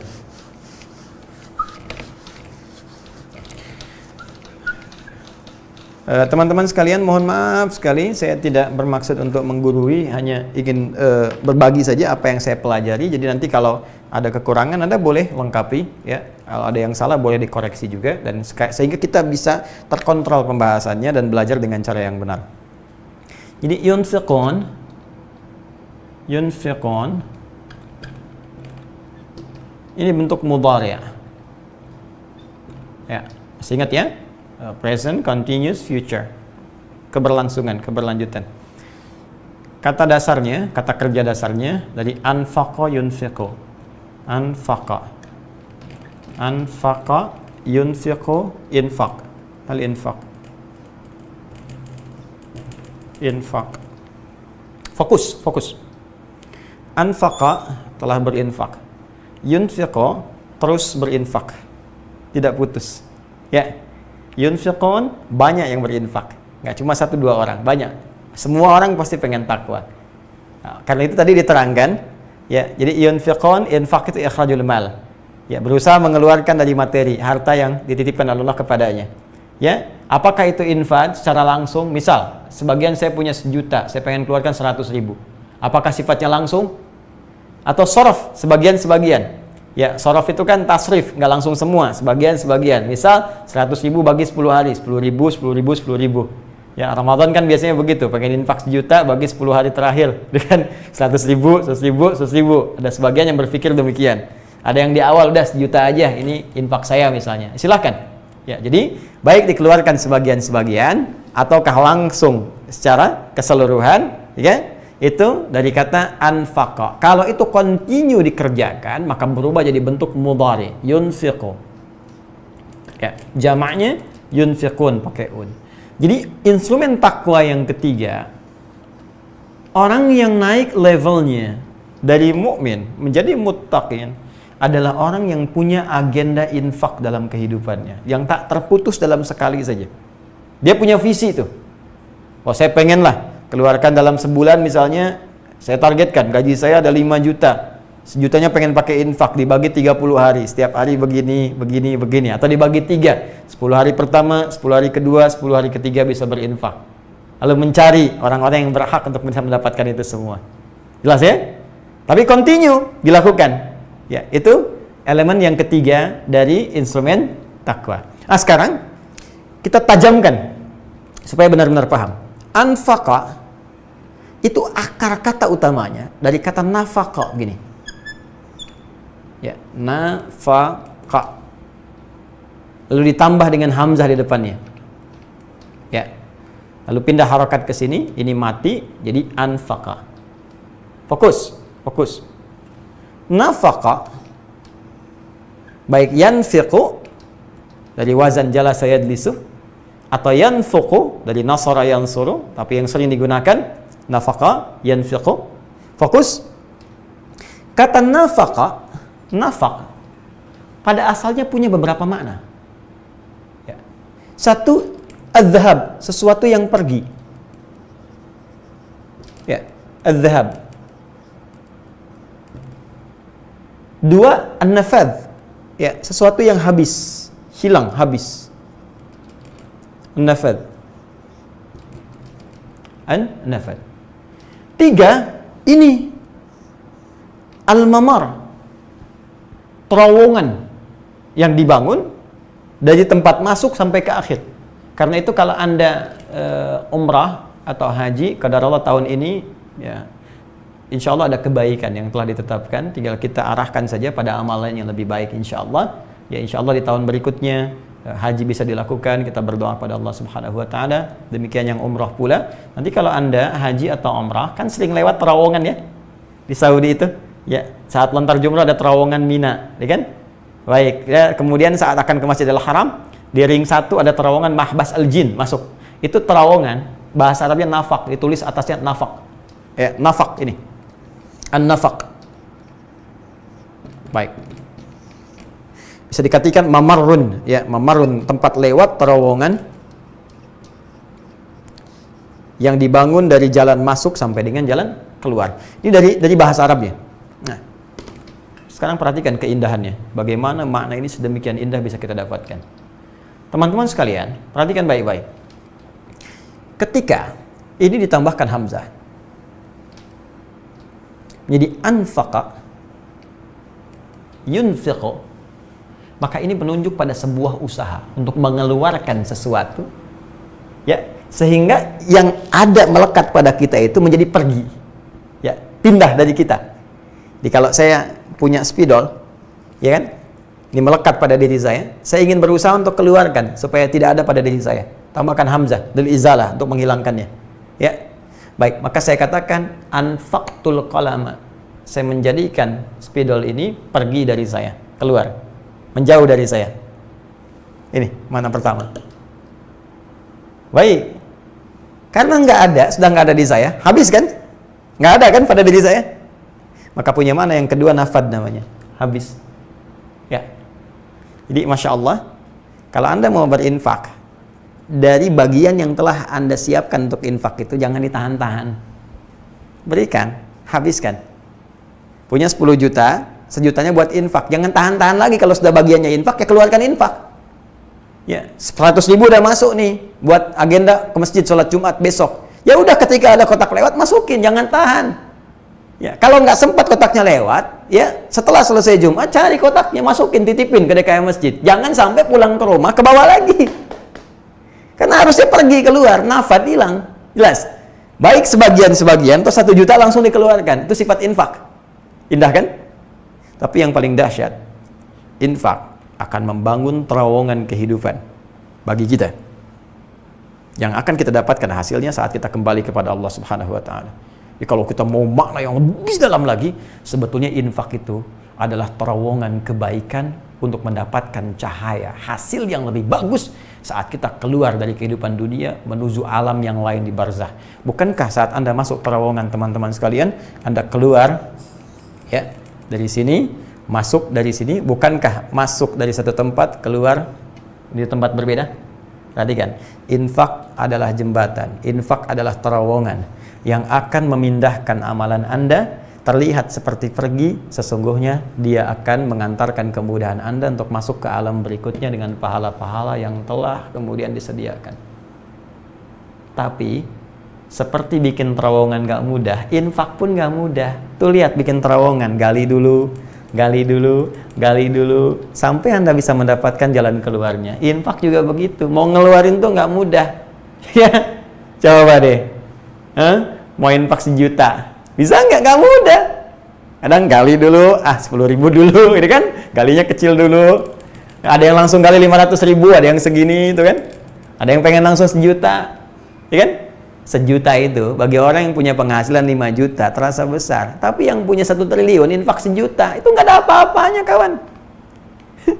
Coba saya tanya nih, Anda yang teman-teman numpang makan di Indonesia, numpang cari kerja di Indonesia sampai dikatakan ini triliuner, hartanya banyak. Di situasi sekarang berapa yang Anda bisa keluarkan? Mana kehebatan yang bisa kita kerjakan untuk bangsa kita? Mana kaidah infaknya? Ya, seharusnya Anda muncul saat ini, saya 500 miliar, saya 300 miliar. Ya, bekerja di Indonesia, ngambil hasil dari Indonesia. Sekarang Indonesia butuh Anda. Ada 3 ibu yang kita mesti berbakti. Ibu yang melahirkan kita. Surga terletak dalam bakti kepadanya. Ibunda kita Ummul Mukminin, istri Rasulullah SAW. Ya, sudah tidak ada saat ini cara berbakti kita menjaga kehormatannya. Menjalankan apa yang telah diajarkan oleh mereka sebagai petunjuk dari Rasulullah SAW. Ibunda kita. Dan ibu kita yang ketiga, ibu pertiwi kita. Tempat kita bernaung, tempat kita berpijak. Sekarang ibunda kita sedang sakit. Maka anak-anaknya harus membantu kembali. Anak-anak ibu pertiwi sekarang sudah ada yang jadi pejabat, jadi presiden, jadi menteri, jadi jenderal, jadi pengusaha hebat. Ya, Allahu Akbar. Kenapa kita tidak bersatu membantu ibu kita untuk sehat kembali? Ayo kita bangun. Sehatkan ibunda kita. Jangan sampai harta-harta ibu diambil oleh orang-orang lain. Jangan sampai harta ibu dikuras oleh orang lain. Jangan sampai kita membuat ibu semakin sakit dengan berselisih, bertengkar. Kita punya dasar, punya falsafah. Nilai ketuhanan ada, ketuhanan yang Maha Esa. Nilai kemanusiaan ada, kemanusiaan yang adil dan beradab. Persatuan kita harus satukan. Persatuan Indonesia. Kerakyatan dipimpin oleh hikmat, bijaksana dalam permusyawaratan perwakilan. Keadilan sosial bagi seluruh rakyat Indonesia. Itu falsafah kehidupan kita berbangsa, bernegara. Nilai syariat hadir di dalamnya. Ibu kita sekarang sedang sakit. Apa yang bisa kita kerjakan? Mohon maaf, saya ingin mengingatkan. Karena sifat negarawan itu dibutuhkan dalam kondisi kritis seperti saat ini. Orang hebat tuh muncul di kala ada musibah. Ya. Dan orang-orang yang cuma numpang kehidupan atau bahkan mencari hal-hal yang buruk dalam kehidupan akan kelihatan seperti dalam situasi seperti saat ini. Maka semoga kita diberi petunjuk, semoga Allah menyatukan kita semua, menjauhkan dari perpecahan, bersatu untuk kita membangun negeri kita. Dan bagi orang Islam, satu penting yang harus dijaga, niatkan semua sebagai ibadah karena Allah Subhanahu wa Ta'ala. Itu yang akan meringankan hisab kita di hadapan Allah. Ya, mohon izin sekali lagi saya mengingatkan karena sayang saya, cinta saya kepada Ibu Pertiwi sebagai bagian dari tugas kita untuk berkhidmat demi ibadah kepada Allah Subhanahu wa Ta'ala. Maka ini teman-teman sekalian, kita bangun terowongan kehidupan kita. Mumpung Allah titipkan, kalau sudah nggak dititipkan nggak bisa lagi, ya kan? Nah, sekarang kalau sudah paham, inilah filsafatnya infak itu. Jadi infak terlihat seperti membuat harta kita pergi, terlihat seperti habis harta kita, tapi sesungguhnya hakikat dari ini semua sedang membangun terowongan yang bisa memudahkan dan melancarkan aktivitas kita sampai kita kembali kepada Allah di alam barzakh itu. Karena itu nanti kita akan teruskan orang-orang yang infak ini, Allah akan berikan kelancaran aktivitasnya 700 kali paling minimal dibandingkan dengan orang-orang yang beraktivitas biasa saja. Silahkan cek teman-teman, sholat itu hasanah, pahalanya dapat 10. Ya, Quran surah ke-6 ayat 160. Man jaa bil hasanati falahu asyru amsalihha. Siapa yang mengerjakan perbuatan hasanah, dia mendapat 10 kebaikan nilainya. Baik, sholat disebut hasanah. Quran surah ke-11 ayat 114. Aqimis sholata tarafain nahar wa zulafan minal lail. Innal hasanati yudhibnas sayyi'at. Salat disebut hasanah. Jadi kalau kita mengerjakan salat, pahalanya 10. Berjamaah naik 27 derajat. Kan? Di masjid tambah lagi 25. Sekarang sudah mulai dibuka, tambah 25 kebaikan. Ini sampai 27 paling banyak. Infak. Allahu Akbar. Quran surah kedua ayat 261, paling kiri agak ke atas. Mathalul ladzina yunfiquna amwalahum fi sabilillah kamathali habbatin ambatat sab'a sanabil fi kulli sumbulatin mi'atu habbah wallahu yudha'ifu liman yasha wallahu wasi'un alim. Perumpamaan orang infak di jalan Allah, lakukan karena Allah, niatkan sebagai ibadah. Infak pada keluarga niatkan sebagai ibadah. Ya, infak dalam kehidupan berbangsa niatkan sebagai ibadah. Infak untuk pendidikan niatkan sebagai ibadah karena Allah Subhanahu wa taala. Setiap satu yang kita keluarkan, 1 rupiah nilainya kali 7 kali 100, paling minimal 700 kali lipat. Balik. Paling minimal. Kalau hitung-hitungan. Kalau nggak berhitung, wallahu yudha'ifu liman yasha, Allah akan lipat gandakan pada siapa yang dikehendaki tanpa batas. Tanpa batas. Ini bisa jadi aktiva. Nanti kita lihat setelah melewati terowongan dunia, di alam kubur tampak nih, sebelum wafat sakaratul maut ditampakkan nih pahala infak yang banyak. Nanti saya cerita kisah-kisah yang sangat luar biasa. Ya. Ada lagi ini balik nih untuk kemudahan dalam kehidupan di sini. Bisa jadi kesehatan, kelancaran usaha, macam-macam. Yang asetnya kalau dihitung-hitung nggak akan jauh dari sini 700 kali. Ya. Bekerja segitu aja gaji misalnya, cuman dijaga, sehat aja. Yang kalau sakit biayanya segini juga 700 kali. Tuh, luar biasa. Nah, tapi ini butuh turunan-turunan untuk semakin memotivasi kita. Sekarang pertanyaannya, bagaimana cara berinfak yang benar? Kedua, apa indikatornya infak kita benar sehingga terasa sebagai peningkatan takwa? Yang ketiga, kepada siapa kita mesti berinfak? Kalau agenda infak itu kita bisa siapkan. Dan keempat, bagaimana cara mengeksekusinya infak itu supaya benar ketika kita keluarkan sesuai dengan petunjuk Allah Subhanahu wa taala. Bonusnya yang kelima, ketika kita bisa kerjakan semua itu, apa yang Allah bisa anugerahkan kepada kita dalam kehidupan dunia sebelum kita berpulang kepada Allah Subhanahu wa taala, baik di alam kuburnya sampai di akhiratnya. Itu akan kita bahas dalam pertemuan yang berikutnya, insyaallah. Ya, biar teman-teman, kita cukupkan dulu untuk malam ini. Nanti kita lanjutkan kembali. Mohon izin untuk mengingatkan yang pertama teman-teman sekalian bahwa kajian ini insya Allah berlangsung tetap dalam online. Jadi kita tidak mengadakan kajian yang langsung dulu di tempat kita, baik di Masjid Al-Ihsan, PTM VJS di Bekasi, ataupun kunjungan di beberapa tempat sebagai ziarah ilmiah setelah nanti situasi kondusif kembali insya Allah. Untuk itu kita berdoa dan mensupport ya kegiatan-kegiatan yang bisa kita lakukan supaya bisa lebih maksimal ya. Kita dukung kegiatan-kegiatannya dan mudah-mudahan aktivitas kita diridhoi oleh Allah Subhanahu wa taala. Kemudian yang kedua, teman-teman sekalian, komitmen dari apa yang saya sampaikan ini paket at-taisir ini kami tampilkan juga untuk mengingatkan sekarang sedang dalam proses cetak ya. Kita 2000 pertama kita akan cetak dulu di bulan ini. Jadi nanti setelah ada selesai ya, di bulan ini selesai, karena kemarin saya senang riset, jadi saya coba untuk maksimalkan ya. Jadi nanti tampilan akhirnya seperti ini nih teman-teman sekalian. Jadi di sini saya buka, nah ini ada kuncinya juga. Jadi ada kunci di sini ya. Nah ini untuk per juznya, jadi ada kunciannya. Nah kita bisa ambil per lembar di sini ya. Kemudian nanti yang dicetak ada tulisan di sini ya, wakaf ya, wakaf umat Islam Indonesia. Nah, termasuk di dalamnya, jadi ada tulisan wakaf, jadi nggak bisa diperjualbelikan oleh teman-teman yang hanya mencari niat untuk dunia saja. Ya ini cukup insya Allah mudah-mudahan baik ya untuk kita dapatkan di kotak ini juga. Dan ini nggak sembarangan, nanti saya berikan info spesifiknya. Jadi ini akan bersatu dengan buku. Ya, nanti di bukunya ada 3 buku, nanti ada petunjuk, pembimbingan ya di buku ini, tapi nanti ada pelengkapnya. Kemudian nanti ada murajaah 2 lagi yang 30 juznya, dan setiap yang nanti berniat untuk mendapatkan ini saya tidak akan nanggung. Jadi bukan cuma dapat ini untuk dikoleksi, tidak. Kita akan masukkan ke sistem untuk belajar. Jadi kami sedang siapkan sekarang sistem aplikasinya. Di teman-teman nanti untuk mendapatkan ini mesti registrasi dulu ya. Kemudian di situ kita nanti ada siapkan bimbingan. Ya, kita sudah siapkan musyrifahnya. Jadi nanti Anda ada sistem setoran, terus menghafal. Supaya saya ingin pastikan benar-benar menghafal. Saya tidak ingin hasil riset kita kerja keras untuk berusaha, berikhtiar dan sebagainya cuma jadi simpanan, jadi koleksi dan jadi ingatan. Tidak. Saya ingin kita berikhtiar. Walaupun mungkin selama hidup 1 juz dari sini, 2 juz, yang penting kita punya bekal saat pulang. Dan punya kebanggaan saat menghadap Allah Subhanahu wa taala dan punya cahaya Al-Qur'an saat di alam kubur. Itu yang paling penting ya.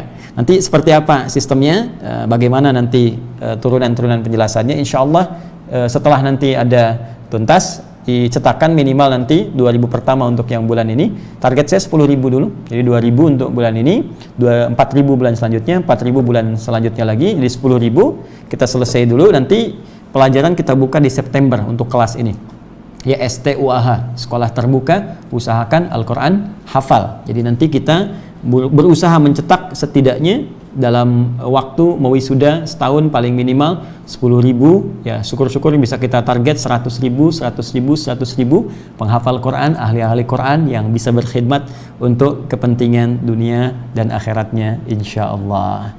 Ini dan selanjutnya yang terakhir barangkali ta'lim kita insya Allah nanti ada variasi tambahan, yaitu ada beberapa yang segmen yang nanti kita coba tampilkan sebagai gambaran-gambaran baru, walaupun sifatnya mungkin nanti ada yang offline sebagai bimbingan-bimbingan, dan sesi khusus nanti ada beberapa kajian yang kita khususkan untuk tanya jawab ya. Nanti teman-teman tinggal tunggu keterangan dari kami di Adi Hidayat Official dan mudah-mudahan bisa bermanfaat untuk kita seluruhnya. Terakhir, setiap yang saya sampaikan boleh jadi ada nilai kebenaran yang Allah titipkan, yaitu hakikatnya dari Allah dan Rasulnya, silahkan diamalkan. Dan jika banyak didapatkan kesalahan, itu mutlak dari saya, mohon dimaafkan. Dan tinggalkan apa yang diduga keliru, jauhi perdebatan, ambil pendapat yang lebih baik, dan tetap berikhtiar menjadi yang terbaik di hadapan Allah Subhanahu wa ta'ala. Demikian yang saya sampaikan, semoga bermanfaat. Subhanakallahumma wa bihamdika asyhadu an la ilaha illa anta astaghfiruka wa atubu ilaik. Wa akhiru da'wana rabbana atina fid dunya hasanah wa fil akhirati hasanah wa qina adzabannar walhamdulillahi rabbil alamin. Wassalamualaikum warahmatullahi wabarakatuh. Ma